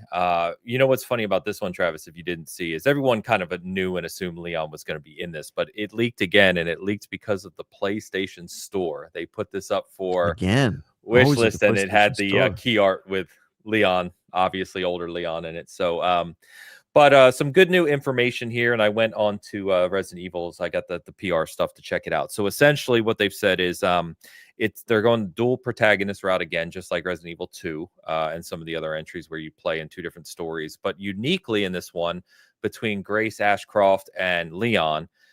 When you're playing as Grace, it's going to be more survival horror, like running from the creature chasing you, more tension type stuff. And then when it switches to Leon, it's going to be more action focused, like an RE4 type game. So they're trying to walk the line of being both, because if you debate in the Resident Evil universe, the debate is often, do you prefer the survival horror stuff like more like RE2, or do you prefer the more action stuff like RE4, like Village? And I like them both, so I don't really care, but it's going to be interesting to see how they balance that, trying to do both in one game. So could be interesting on this one. Either way, it looks amazing. I'm pumped. Comes out in a couple months. I will certainly be there day one. And they announced some new pre-order bonuses for Leon skins and deluxe edition and other stuff if you want to check those out too. Holy crap. It's got Luthen in it. I told you it looks great. Yeah. Yeah. Yeah. Oh my gosh. Oh, this is the best. I love being on this show. Fantastic. I do, I'm just going to say it. I do appreciate once in a while, because I think you guys know I do my homework for the show every week, and I do put the stuff out there, especially for the game shows. And I do like that for one time, I surprised you with something you didn't actually know was out there, and you're excited by it. So it was worth it. See? Coming in 2026, stars Luthen from the people that brought you Soma as its spiritual successor to talk about philosophy and science and horror all in one. This is the best news of the day. This is awesome. Luthen Rail. Yeah. Whoa. It's going to be good. Well, yeah, it should be good, we'll say. So, anyway, we were talking Resident Evil, Hogue. So I was just quickly saying, worst kept secret, Leon Kennedy's back. They are, if you didn't know, they're doing the dual protagonist like RE2 in this, where half the game you'll play as Grace, half the game you'll play as Leon. But if you didn't hear me, they essentially said the Grace sections will be survival horror, much more tension, slower paced, and then the Leon sections will be more action, combat. Because he got a gun. So what you're saying is Resident Evil 6 is coming back, baby. That is exactly what I thought of, Hogue. I was like, uh-oh, they've tried this before. It didn't work out. You try to do too many things in a game, and sometimes could you imagine if they F up Requiem after all the success of modern Resident Evil? If they blow it all, that'd be crazy. Yeah. I am excited about this. I think this was the worst kept secret in gaming that Leon was. Well, if you didn't hear me, Hogue, they actually not only did everyone know already that Leon was going to be in it, but the night before the Game Awards, PlayStation Store put up the new key art, which has Leon in it. Sure, why not? I mean, I barely know who Leon is as a character anymore anyway, so it's fine. No, I think it's going to be cool. I'm excited for Requiem.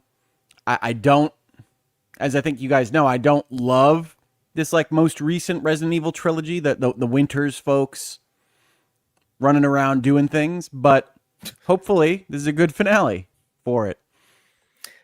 Yeah, I'm super hyped for the game. And I think it's going to be great based on modern development. I do like the modern games, but when I saw it in Summer Game Fest and they told us, they showed us the trailer that's now been out, the 10-minute look with Grace that's really kind of dark and foreboding. And they told us, the producer was in there and told us that this is going to be the darkest Resident Evil yet, and they're really diving into that era or that type of RE. I got really excited, and now I'm kind of confused because I'm like, but you just showed Leon playing action hero, and you're telling me I'm going to play as Leon playing action hero. That goes against what you just told me over here. So I don't know, it seems a little at odds with one another. Yeah, it does. They want their cake and they want to eat it too. I mean, that's what they want. Can they pull it off? I'm hopeful. I think Capcom has a really good track record over the last few years, and I love Resident Evil, so go kill it, guys. But yeah, I do think that the idea to market this as only that one half of what this product was going to be is maybe not the wisest. But yeah, there's a lot of things in marketing that I don't think are the wisest in games and movies and elsewise. Yeah, we'll see. Either way, I think it's gonna be great. But everyone has their own opinion on Resident Evil. There's a million of the games, right? People like certain aspects of them more than others, so we'll see. Here's one for you guys. Definitely not me. But Order of the Sinking Star. So this is the new puzzle game from Jonathan Blow, who did Braid and Witness. He's been working on this. Apparently, they say for a decade. How true that is in terms of working, we don't know. But it, from a puzzle game perspective, it does look cool, and it's being reported. And I don't, again, know how to quantify this, but it's being reported that it has over 1,000 puzzles in it. Well, that's in the trailer. So I mean, they could be liars, but that's in the trailer itself. Sure, but I mean, to what shape do they mean? What counts as one puzzle? But we'll see. The Witness, I think it's pretty clear what counts. I did play The Witness almost 100%, and I regret every minute of it. But okay, so this is where we're going to separate pretty heavily, Ains. I really like The Witness, and I think The Witness has some of the more brilliant kind of moments of epiphany that I have experienced in a puzzle game. So I really love that part. I think this design, at least as hinted at by the trailer, where you've got these different puzzle types that can iterate on themselves and then at some point cross-pollinate with these different puzzles, along with, I don't know, super serious narrative voice acting in Puzzle Land. Sounds like a combination that could be great. I think Jonathan Blow as an individual comes across as a little full of himself in interviews and things like that, but I think the games he's put out there in the world are ones that I've enjoyed playing. So this went to the top of my list as something I'm interested in. Nice. As for whether he worked on it for a decade or not, I do know that immediately after the announcement, my timeline was full of designers that were coming out and saying, I put 50 or 100 puzzles into this game. I've worked on this for 5 years, or all these various things that you can always tell when people were under NDA and they don't have to be anymore, that there was some concentrated effort to build up a big old library of puzzles for this game. So I think this sounds exactly like what I want out of a game, and I'm excited to play it very soon. So I'm on the opposite end of the spectrum from you on this one, Ains. Yeah, which I knew you would be, which is great. Yeah, it's awesome. I like the design and the aesthetic and the idea better than Witness, at least on first glance. So we'll see how it's executed. I forget what I was gonna say, but yeah, Travis, you pumped about this one or indifferent yeah. or pumped? No, I love puzzle games. We don't get enough high quality ones. As you know, last year I dumped a whole bunch of time into the Talos Principle too. So Right. yeah, I like puzzle games a lot, and this looks cool. Different type of puzzle game. Will be interesting to see. Yeah. If my brain works with this one as well as it did with Talos, but yeah, looks cool. Okay. Well, the best part of The Witness is how well they can iterate on kind of common puzzle tropes and get you to a place where like, oh, I guess that is true, and I guess that does work for this puzzle type. And this looks like exactly that kind of. Let's see if we can bust out of the box and break your brain in interesting ways. So yeah, get excited, puzzle fans. Bring it on. Let's go. Order of the Sinking Star. Keep an eye on it. Let's go ahead and let's take a cut right here to get caught up on some super chats and some comments I want to call out. So let's run through them. Tazochi 727 $5 super chat. Blizzard. Oh, I think we already did this one. Yeah. Yeah. Sorry. Next. I'm not reading it again, Tazochi. You already got your pay. Shapeshifter 69. Nice. Offers a €2 super chat. Poodoo. That is, of course. Yeah. Well, you know what it is. It's Huttese. I don't know what it is. Okay. I mean, it's a but Huttese word. What animal's one of Poodoo? the Star Wars languages. What animal? Yeah. What animal's Poodoo are we talking about, Shapeshifter? Yeah. Was it Bantha Poodoo? Is it just Poodoo in general? We don't know. Ains, Huttese is the language. What the hell is going on right now? Huttese is the language that Jabba the Hutt speaks in Star Wars, and one of the known words in that Khan language is Poodoo, which means fodder or poop or crap or whatever, depending on the context. You traditionally hear it as Bantha Poodoo. Mm-hmm. That's right. Oh, okay. A bantha is an animal in Star Wars. They're large. I do know the bantha. Yeah.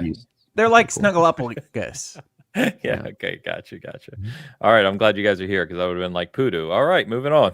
See, we can bring that value to your super chats, folks. Send them in. Travis and Rick got this. I believe they're also quoting Sebulba because he shouts Poodoo when he loses the race in Star Wars Episode 1, The Phantom Menace. I mean, he loses it. He gets exploded.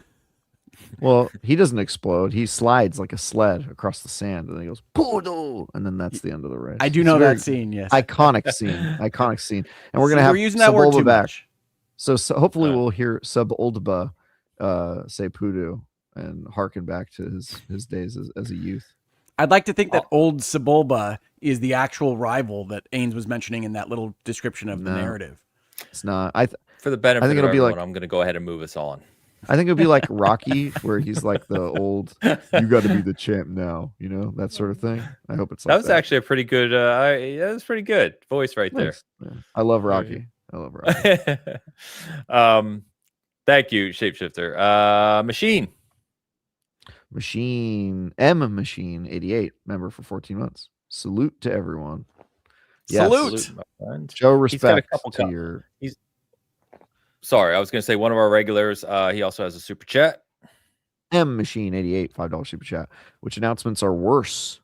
Mega early, Elder Scrolls 6, but not actively worked on, or when we don't know how far along a game is, Beyond Good and Evil 2. For me, the only thing I resent about the Beyond Good and Evil 2 announcements of the world is how seriously the gaming press winds up taking them. And I understand that you're kind of locked into this was announced, this was a CGI trailer, these kinds of things, but it's pretty evident when there isn't an actual game there yet. You hope there will be one someday, but Beyond Good and Evil 2 was never a thing. And I remember when those videos came out, it was all over every bit of my social media and my timelines.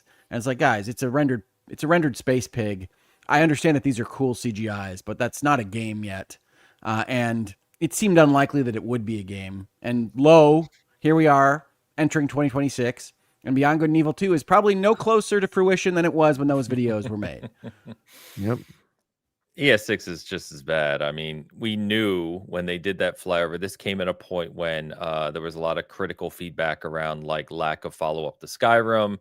and just the Xbox kind of studios as the Bethesda announcement came around later, and it's just like, okay, we're going to show that Elder Scrolls 6 is coming, and you could just tell from the trailer. It's a short flyover nothing trailer. It shows literally nothing. And you're it might as well say, we know we still own the IP.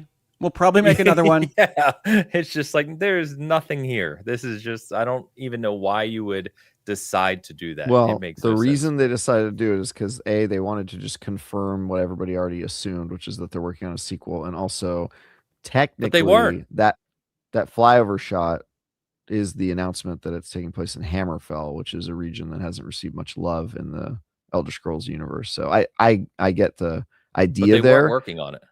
Well, they literally, Todd Howard has said they weren't working on it. Yeah, of course they weren't working, but they were announcing that like it's gonna happen. And sometimes you make an announcement to staff up or just let people know, like, hey, we know that this is wanted and it's something we plan on doing. That was that trailer. Honestly, this is when Bethesda had its own show at E3, right? I think this was to fill time. Yeah. Honestly, I think so. It was at the Bethesda show. I think I was at that E3. I might have been in the room when this was announced. Yeah, but yeah, it was. I think if I had to choose between the two, obviously the one I like less is the one where a game is announced and stuff is shown and they're not even planning on working on it, apparently. Like Elder Scrolls 6, like it's gonna be a game. It's just a matter of time. That will come out. You might be dead, but that will come out. Yeah. Beyond Good, well, yeah, we all might be dead.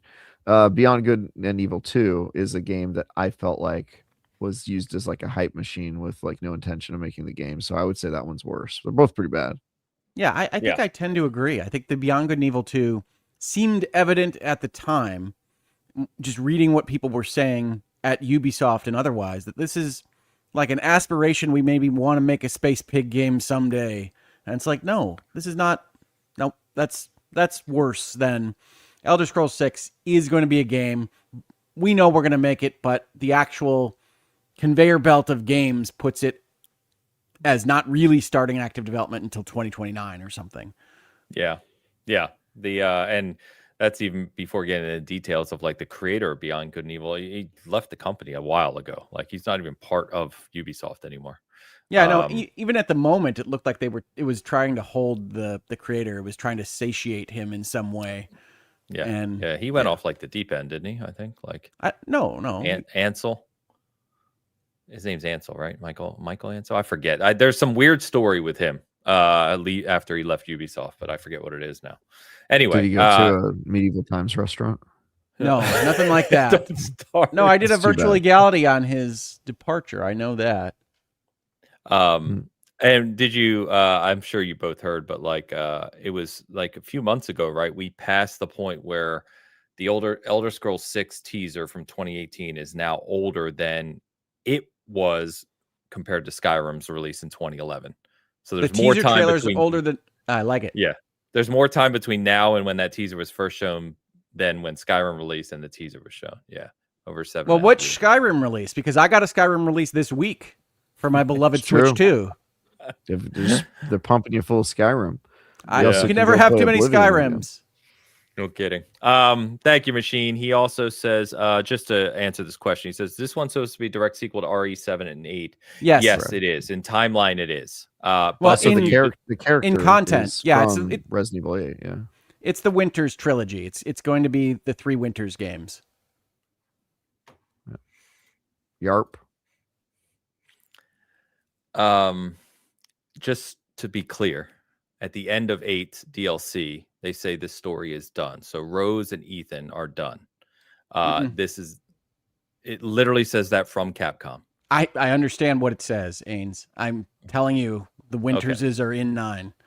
Okay. All right. Okay. Winterses. I like that he said Winterses. We also got a super chat for Lucius Augustus Rex, $5 super chat. I see more people hating on Expedition 33 than I've seen people unreasonably glazing it. People are calling it, quote, quality slop, unquote. What the does that even mean? Unhinged.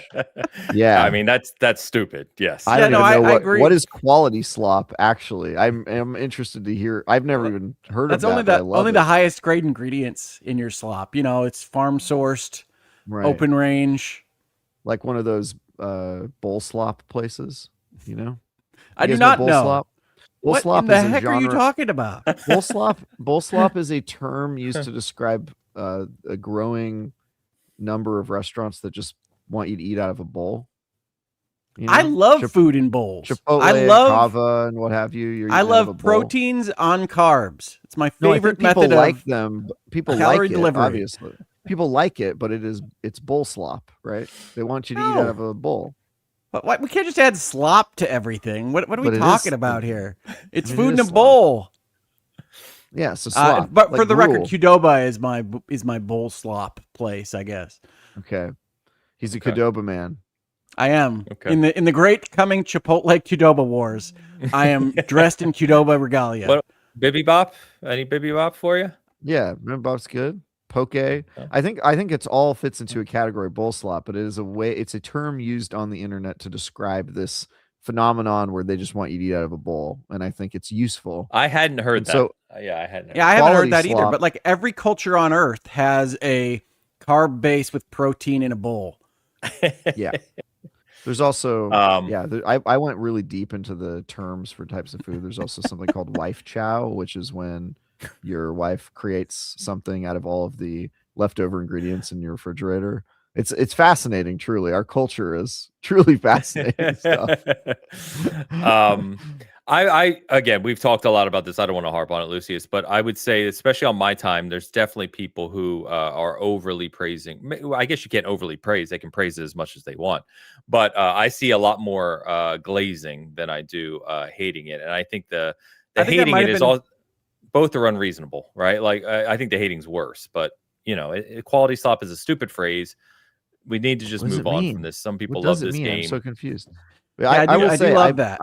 I saw more comments about like hating it and being like, oh, it's trash, boring game, doesn't deserve any of these awards on like just like the comment section, which is obviously where you go for all of your cool stuff. But and that's where you find the quality slop. And I apologize for interrupting, Ains. All I was going to say was I do think that the valence here flipped a little bit after the sweep.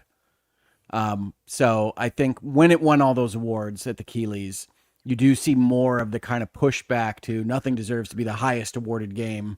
Certainly not a JRPG made from French folks and nothing baguettes. Deserves to be the highest. Yes. There can't be a highest. They must all be tied. Yes. No one can have even one more award than any other game. But I mean that like in 2025, there's a whole like branch of the internet that's like, no, everything is mid. Everything is not worthy of all of this acclaim. Certainly not anything with that much accordion music or baguettes. And so we're going to talk about it that way. And so I do think there is a valence flip a little bit, but the entire year of 2025, I've had people dropping in on my comments and otherwise and giving me their piece on Expedition 33 and why it saved them and their family and needs to be regaled as the best thing in interactive entertainment. So I do think both those states are wrong, but unfortunately, the pendulum swings pretty wide on Expedition 33 for whatever reason. Yeah. Divisive. You know what's unhinged? It winning best RPG. That's unhinged. But good RPG. That is. It is. I didn't say it wasn't. I just said it's not the best. So there's a couple of things happening here, but one, is the category best RPG the best product at being a role-playing game, or the best product on this list that just managed to cross whatever threshold we put in there to let it be on this list, right? Because the argument is Expedition 33 is a better game than Kingdom Come Deliverance 2, and I've heard that argument. I think that's wrong, but I can at least accept that it's a different type of game, and it could be better in somebody's eyes. It is not a better game at role-playing than Kingdom Come Deliverance 2. The notion is crazy. Yeah. Well, it's all subjective, of course. So, yes. Not crazy, just a different opinion. Yeah, well, it comes down to definitions. No, at a definitional level, you are not role-playing at the scope or scale in Expedition 33 that you are in Kingdom Come Deliverance 2. It's in not your even opinion, yeah. It's a subjective statement, of course. At some point, reality exists. Yeah, it exists, and also opinions exist, which you have in this category. You can have a strong opinion, but it doesn't make it an objective opinion. It's not a thing. I think we could sit on this for a long time. There's also no objective description of what makes an RPG. There's also no objective description of what means good. So even if you're trying to describe which one's good or better, that is also a subjective statement. Okay, so yes, just we can all go of full on this postmodernist semantic garbage. If we want to go to academia, we can do that. But no, I think anybody that's realistically looking at which game is offering the better role-playing experience is going to see that more role-playing is afforded to you in Kingdom Come Deliverance 2 than it is in Expedition 33. By your definition of what role-playing is, sure. Well, that's somebody has to define things. Which is also subjective, yeah. So are awards. So is reality. So is us sitting here. Fantastic. Well, we're all sitting here. That's subjective. But... Are we?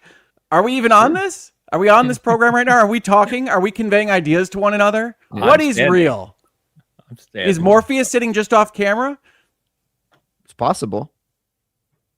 I don't know. I didn't notice him over there until you said that. He's a creep. All right, we're moving on. Where are we at here? We're getting back to a few more announcements to go through. So Exodus is the next game from Wizards of the Coast, a sci-fi story-driven action game, which is a broad description, but I seem to see a lot of people saying they like this trailer, but I don't know how the game's actually going to turn out. I guess I've talked about Exodus with you at length. If you go back to clips of this show, I've been looking forward to Exodus for a while. I hadn't heard that Wizards was picking up publishing, so that's news to me. But yeah, I think the only thing that I wasn't expecting on this is that it's a 2027 release date and not a 2026. But I think this will be cool. Yeah, it's got some interesting stuff in the trailer for sure. So yeah, we'll see how it shakes out. I have this novel. Ones... Oh, is it good? Yeah, I mean it's heavy sci-fi. So if you don't have a taste for that or you find it difficult to read, it's not going to be for you. But it's got some interesting ideas. It's clearly much more invested in the kind of heavy sci-fi, speculative fiction landscape than most video games are. So I viewed Exodus when it was announced, and then as I followed along with the novel as the kind of true successor to Mass Effect. But we will see what the Mass Effect series winds up becoming and where it fits in the spectrum here. But I think Exodus is going to be awesome. Looks cool. Yeah, great. It's one of those ones where I really want to see gameplay. You know what I mean? I see what they're actually trying to do with it. But the trailer looks cool. In that vein, we got a tease for Warlock, which is the new official Dungeons and Dragons license game. And I just like to shout out that they use Tool for their trailer music, which automatically puts it near the top of the list. So I like that you have your standards. Yeah, come on, you got to. So no, that was really cool, and we'll see what this shapes up to be. So one of the biggest announcements, which I think seemed to get lost on a few people, but I think is starting to catch fire now, and it's a shame we don't have Dan here, of course, is Gang of Dragon, which is the new game from Nagoshi Studio. And if you're not familiar for whatever reason, like some people didn't seem to be, Toshihiro Nagoshi is the creator of Yakuza. So he left in 2023 or a couple years ago, founded his own studio, and this is his first game with his new studio. So if we've talked a ton about Yakuza on this show, and so this is one to get excited about. Awesome trailer too. Yeah, I adore the Yakuza series. I adore it. I do think this story, this trailer, and the story of this studio is strange because to me it winds up feeling like we've got Yakuza at home. And I don't know why exactly you separate out to make your own version of the same series you just left. Maybe there were things that were binding him in some way at Sega that he didn't like and he wanted to be more violent or he wanted to take the series in a different direction. I can't speak to that. But I did look at this and say, that looks cool, but honestly, I trust RGG and the Yakuza series as it stands right now more than this new thing. So we'll see. Okay. If you want to laugh, go back to the Game Awards YouTube channel and watch just the trailer for this game, because when Nagoshi Studio icon comes up, there's one dude in the audience who goes nuts, and you can hear him. God, that was crazy. Dean and I looked at each it's other like loud. Somebody just had a freaking somebody's heart exploded in the audience. That's crazy. It stood out right away, but you can still hear it even on the cut trailer they have up on their site, because I saw it this morning. Just wanted to ask you guys about this one. Lego Batman Legacy of the Dark Knight. Obviously, we've had a ton of Lego games. Looks cool. I think this one looks to continue to expand the kind of capabilities of that Lego model. You know what I mean? Because they said this is the Skywalker. This is the Skywalker saga sequel. Like this is Batman. Yes. No, obviously it has nothing to do with Star Wars, but I mean that the version of the Lego games they made with Skywalker Saga was a new kind of concept for them. Yes. With this huge open world and all these mini stories and these things like that. So this is this for Batman. The only thing I am at all concerned about is you do see all the clips and everything from the various Batman movie entries, and I'm just not sure how they're going to play together in this like singular world. So I want to see exactly what that looks like. I don't want it to be a greatest hits of things from Dark Knight or Arkham or whatever as a feel, like but that's what it was. Yes, it does kind of look like that. Yeah. It does. I think but it's just going to be overall, all the movies. That's kind of what it struck me as. Yeah, no, it's got all the movies. It's got all the Arkham. It seems to have some stuff from Batman the Animated Series. I just don't want it to just feel like, oh, it's these things you remember from this other stuff that you liked. And so we'll see. Yeah. We'll see how that winds up being, because that's the only thing that's kind of keeping my excitement for this project a little bit lower. So we'll see. Yeah. But yeah, I think it looks great. And they talked about having a combat system similar to Arkham in this game, which it looks like it could be really funny too, which is cool.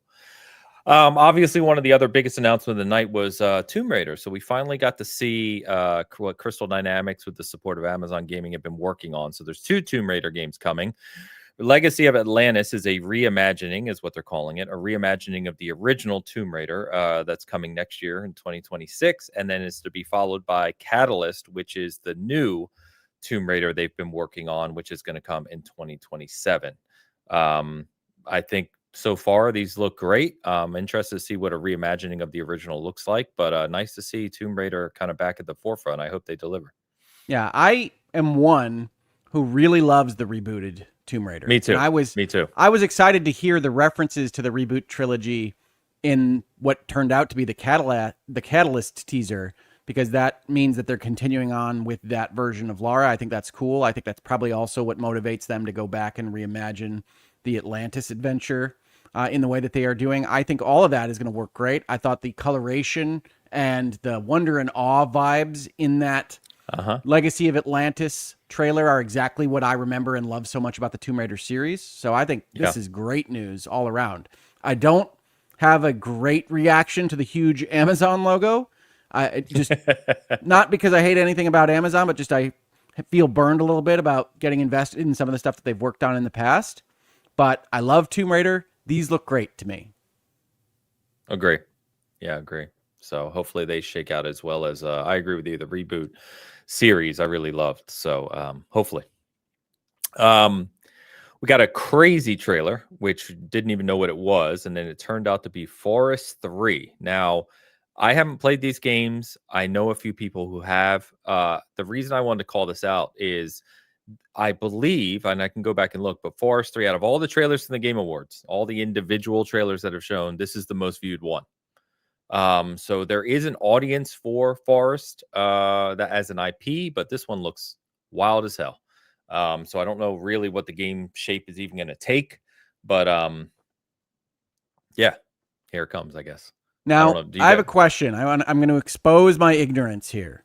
Sure. Are there 2 other Forests before this, or is this some kind of indie dev joke about the title? No, there are 2 other Forest games, yes. Okay.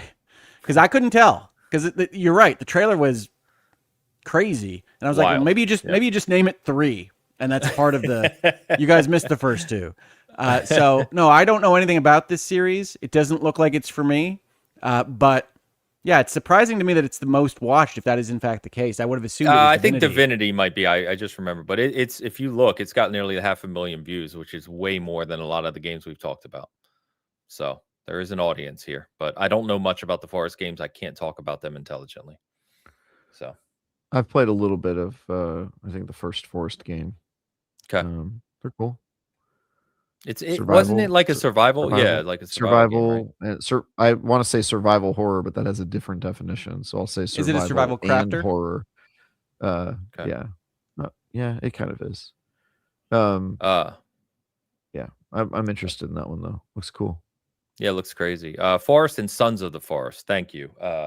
One's Own Grief for calling that out. I forgot the name of the second one. Diablo 4 we touched on, Lord of Hatred. It's April 28th for the expansion. Obviously, as we said earlier, the Paladins now, you can play now if you pre-order. And they some people missed, which they made sure to call out. There is a second new class coming with the launch of the expansion as well. Yep. So rumor is it could be the Amazon returning from Diablo 2, but I don't know.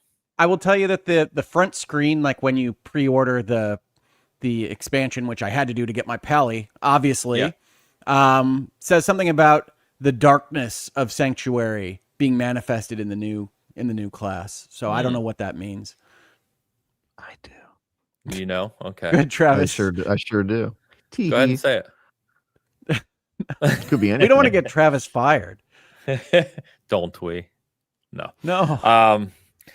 Okay, well, we'll obviously talk more about that, but anyway, really cool. We also got a new trailer, not that we really needed one, but a new trailer for 007 First Light, which I think we're all excited for. I know, Hogue, you said it's one of your most anticipated games. It is, absolutely. Now, I don't know whether it's more anticipated or less anticipated with the additional Lenny Kravitz, but he didn't sound super enthused about being in the voice booth from the clip that we got of him, so it'll be fine one way or the other, but this game still looks cool. I love James Bond. I think IOI does great stuff with Hitman. I think those two flavors can go great together. I guess I would prefer it if we didn't just cast celebrities in roles that they may be female suited to. But whatever gets the game actually made is fine with me. Yeah. We got Lords of the Fallen 2 official trailer. So really like the new Lords of the Fallen. So this was their gothic trailer for this one. It includes seemingly a daughter or young female protagonist that you play as to some degree as well. So we'll see how well that one is. I think that you reviewed it, I believe, Travis, if I recall, the new Lords of the Fallen, and I played it quite a bit as well, and it got better over time. Like it launched, it was a bit rough around the edges, but like now, if you go back to it, it's a pretty damn great game. They've added a ton to it, so I hope they take that. Had a killer idea. Flying between two different realms. I think it pushed the tech a little bit, so it'll be interesting to see how they've resolved those issues and expanded upon the idea. Very cool idea for a game, though. Agree. Yeah, it was neat. We got a new trailer for Soros. Obviously, Rahul Kohli coming out and talking about it. This is my most anticipated game for 2026 so far. Releasing April 30th. Nothing really too new to show there, but it looks fantastic. I can't wait for Housemarque's new one there. Well, that is a delay, right? That was what was announced? I think it was supposed to be February originally. Yeah, I think it was earlier in the year. So now it's April 30th. Yep. We got a game called No Law, which is the new game from Krafton Publishing. So PUBG guys and Neon Giant called No Law. It looks almost like a fast-paced cyberpunkish FPS. Looks like a goofy game. Yeah, it looked kind of like crazy, but yeah. Well, the trailer said from the people that made The Ascent, right? So that was already kind of a weird cyberpunk game. Yep. It was sci-fi, but it was isometric. The Ascent. I reviewed that one. It was an action RPG. Yeah. Yeah. I thought the same about The Ascent. It was okay. It was okay. I think I gave it a 6. I gave it a 6 or 7. I can't remember. But with big announcement, not for me, but I'm sure for people, is that Total War is combining with Warhammer 40K. So Creative Assembly making a 40K universe game. That's going to be freaking sick. That's a big one. Yeah. Big one. That'll work.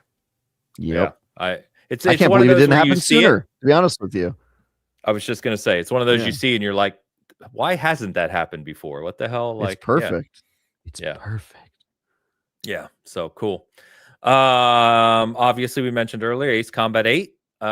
Wings of, is it Thief? Thev? Yep. It's just Thief. I don't know why. Okay. I don't ask why on these things, but yes, it's the Wings of Thief. It's like, that's Wings not a word. Why are you making people say that? Everyone's just going to call it AC8 anyway, so it doesn't really matter. But so it looks great, though. I know, as we talked earlier, people love those games. It's got its own core community for Ace Combat, so good to see. Yeah, it looks like it has some kind of first-person walking around the carrier wing commander style setup. So it looks absolutely like what I would want out of this. Go kill it. You guys with your soap opera nations at war in Star Wars planes that have an infinite number of missiles. This is my vibe. Go get it. Ace Combat 8. Heck yeah. Yeah.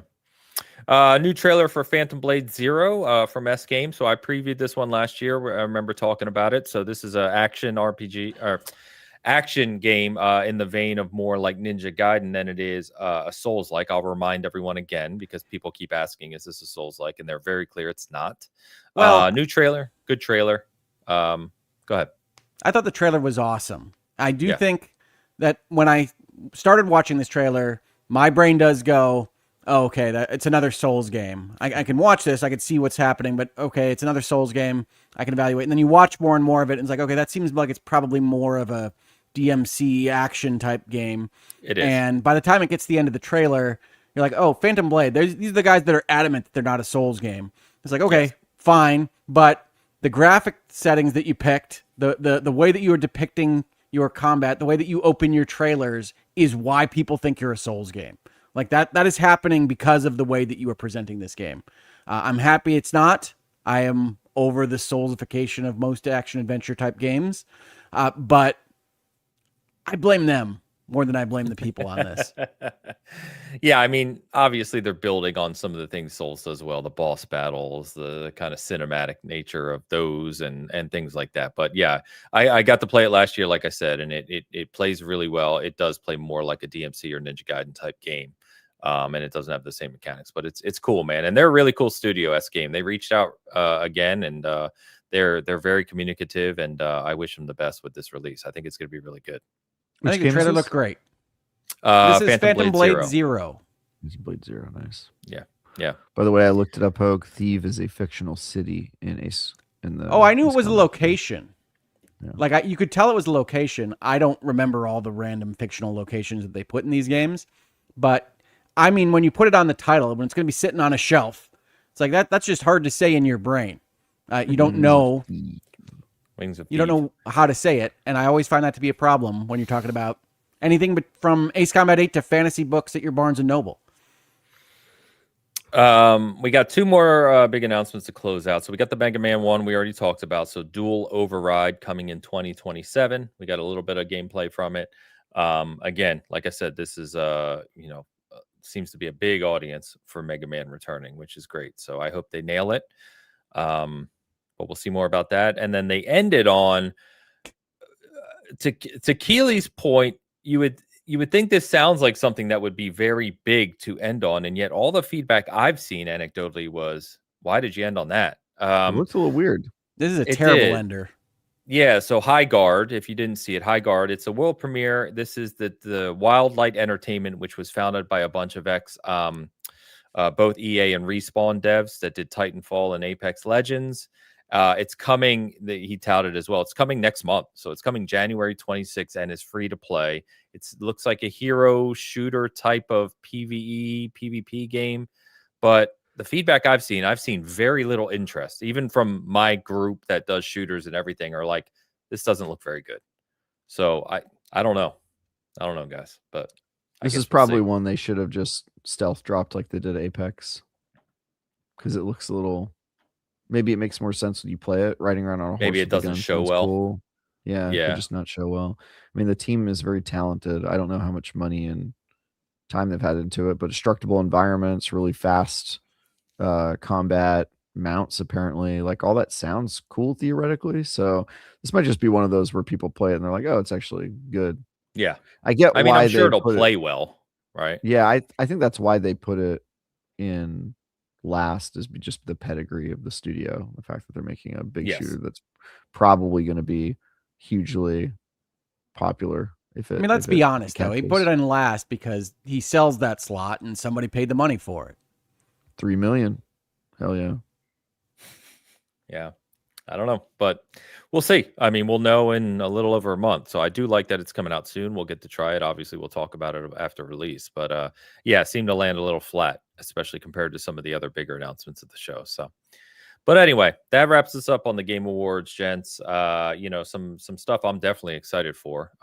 This in the coming years, all the way to 2033 when Fate of the Old Republic releases, if I'm still alive.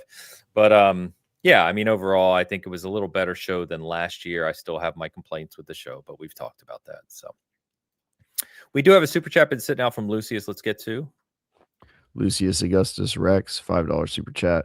RPGs having focus on role playing is a very Western perception. No one would say a game like Metaphor or Persona aren't RPGs or shouldn't win best RPG. I didn't say Expedition 33 wasn't an RPG. I said in the way that the Game Awards is framed, when we are putting together a list of best RPG, we have to decide whether we are grading it on this is the best game that made it into this list, or this is the best exemplar of the framing convention we are using here. And I don't know that Jeff is very clear on that. I don't know that anybody else is very clear on that. So this I know winds that he up isn't clear on that, but this also this winds up being what's my favorite game that made it past the threshold on this list. Like that's how these are all kind of reviewed on. And I understand Expedition 33 winning on that score. I've already said I would give it to Kingdom Come Deliverance 2 on that score as well, but I am clearly in the minority on that. That's fine. But when Kingdom Come Deliverance 2 is on that list and we're evaluating what is the best role-playing game qua role-playing, then we have to look at the question, and nobody's really talking about whether or not we did that with respect to Expedition 33. Expedition 33 is a role-playing game. I'm willing to grant that, Lucius. I don't think it's the best role-playing game on that list. I think I've been clear on what is. Right. And yeah, I think it's all definition.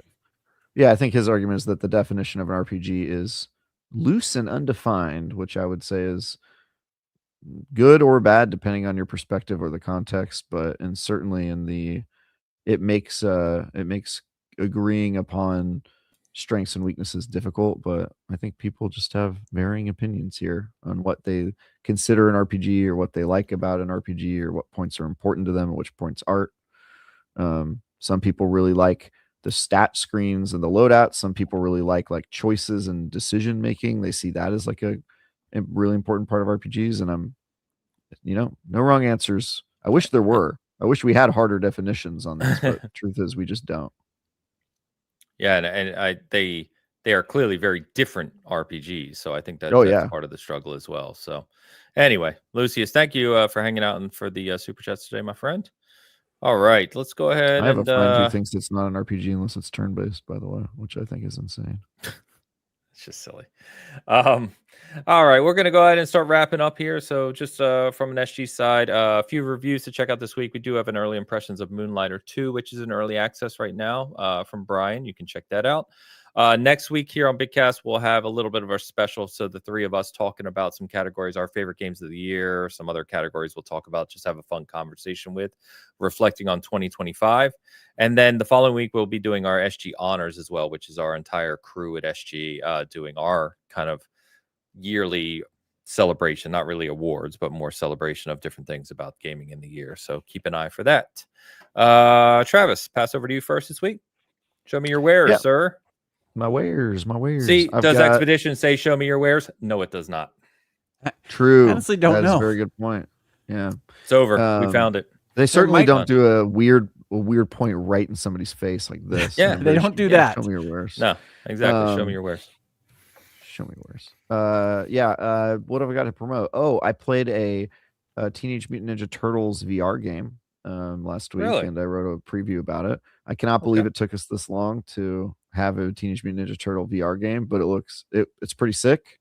4 players running around rooftops and slicing things up and eating pizza and hitting on female reporters. I mean, this is what we live for, right? So pretty cool. You watch that preview. What else? Destiny review going live probably tomorrow in some form. Video on Tuesday or Wednesday would be my guess. Okay. And that's my last review this year. My last preview, I think, was Teenage Mutant Ninja Turtles for the year. And next year I have a whole bunch of cool stuff lined up in January that I'll be able to talk about then. You watch me play Blood in the Clock Tower online. I don't know. That's all I got. You did forget to tell us what was it? What the second class in Diablo is. Oh, I did forget that. Hogue, show me your wares. I'm looking forward to your Diablo drops this coming week. You said we're going to get some Travis takes on the future Diablo. I think the interview is embargoed until tomorrow, and then I actually don't know what we're doing with that interview, because full disclosure, interview pieces do terrible numbers online, and so that's a shame. People don't like to read. So when we do interviews, I'm always like, okay, I can't just put the interview online because nobody will read it and it'll just not do anything. So they're like news stories that we can post where like I take clips from it and use it. Yeah. And then sometimes those aren't immediate enough, or we have to eat around the good stuff that we can't talk about, like with the stuff we actually know about the story. And so I'm kind of in a point where I almost might not publish anything based on the interview, in which case I'll just probably appear on shows and talk about stuff that I'm allowed to talk about. Yeah, you can just send me a signal for what I need to know. It's fine. Exactly. I'll DM you, and that'll be my official coverage for IGN. I don't know. It's hard to cover these things because developers so badly want to talk to media people and like do interviews, and I would say IGN turns down like at least 90% of them just because it's like nobody reads them. They're just not good content for us. So it's a shame because I think if more people did read them, it would provide a lot more insight and context into how games are made and some of the nuances around them that people don't understand. I 100% agree. And I actually like doing interviews, and they're also easy pieces to publish because you just, transcribe it and do a little editing and you're done. But yeah, they do absolutely terrible numbers. And so a lot of my editors are just like, yeah, unless it's something where we know for sure that there's like a rabid fan base looking for more information, like you just can't justify spending time on it, unfortunately. So okay. All right. Hogue, what you got, my friend? My wares are limited, gentlemen. I spent most of the week this past week taping things for Last Stand Media. So you've probably seen me in a couple of places, if you are a fan of theirs, already talking about things like the Warner Brothers merger acquisition and the games that I'm playing with Brad at Summon Sign. I also taped a big, long video on Game of the Year awards for them.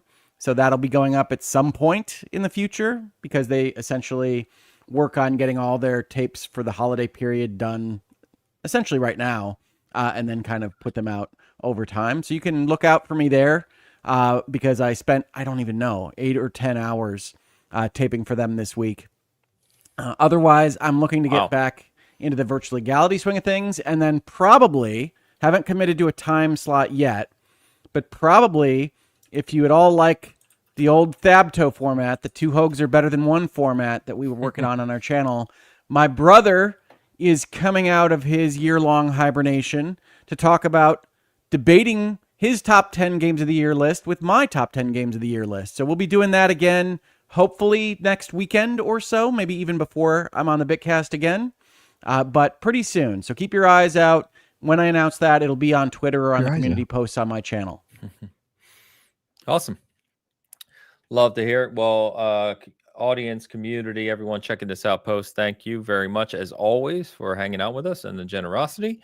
Great time of year to get caught up on the games that I'm sure each of us have missed because there are way too many for us to play. So I hope everyone's getting some time to do that this time of year, enjoying the content, enjoying the Game Awards, enjoying all of those things. So we'll be back next week to talk about some of our favorites and some of the other kind of funny things that happened this year in reflection. Other than that, enjoy your week, and we will see you next Sunday. Till then. Go Lions.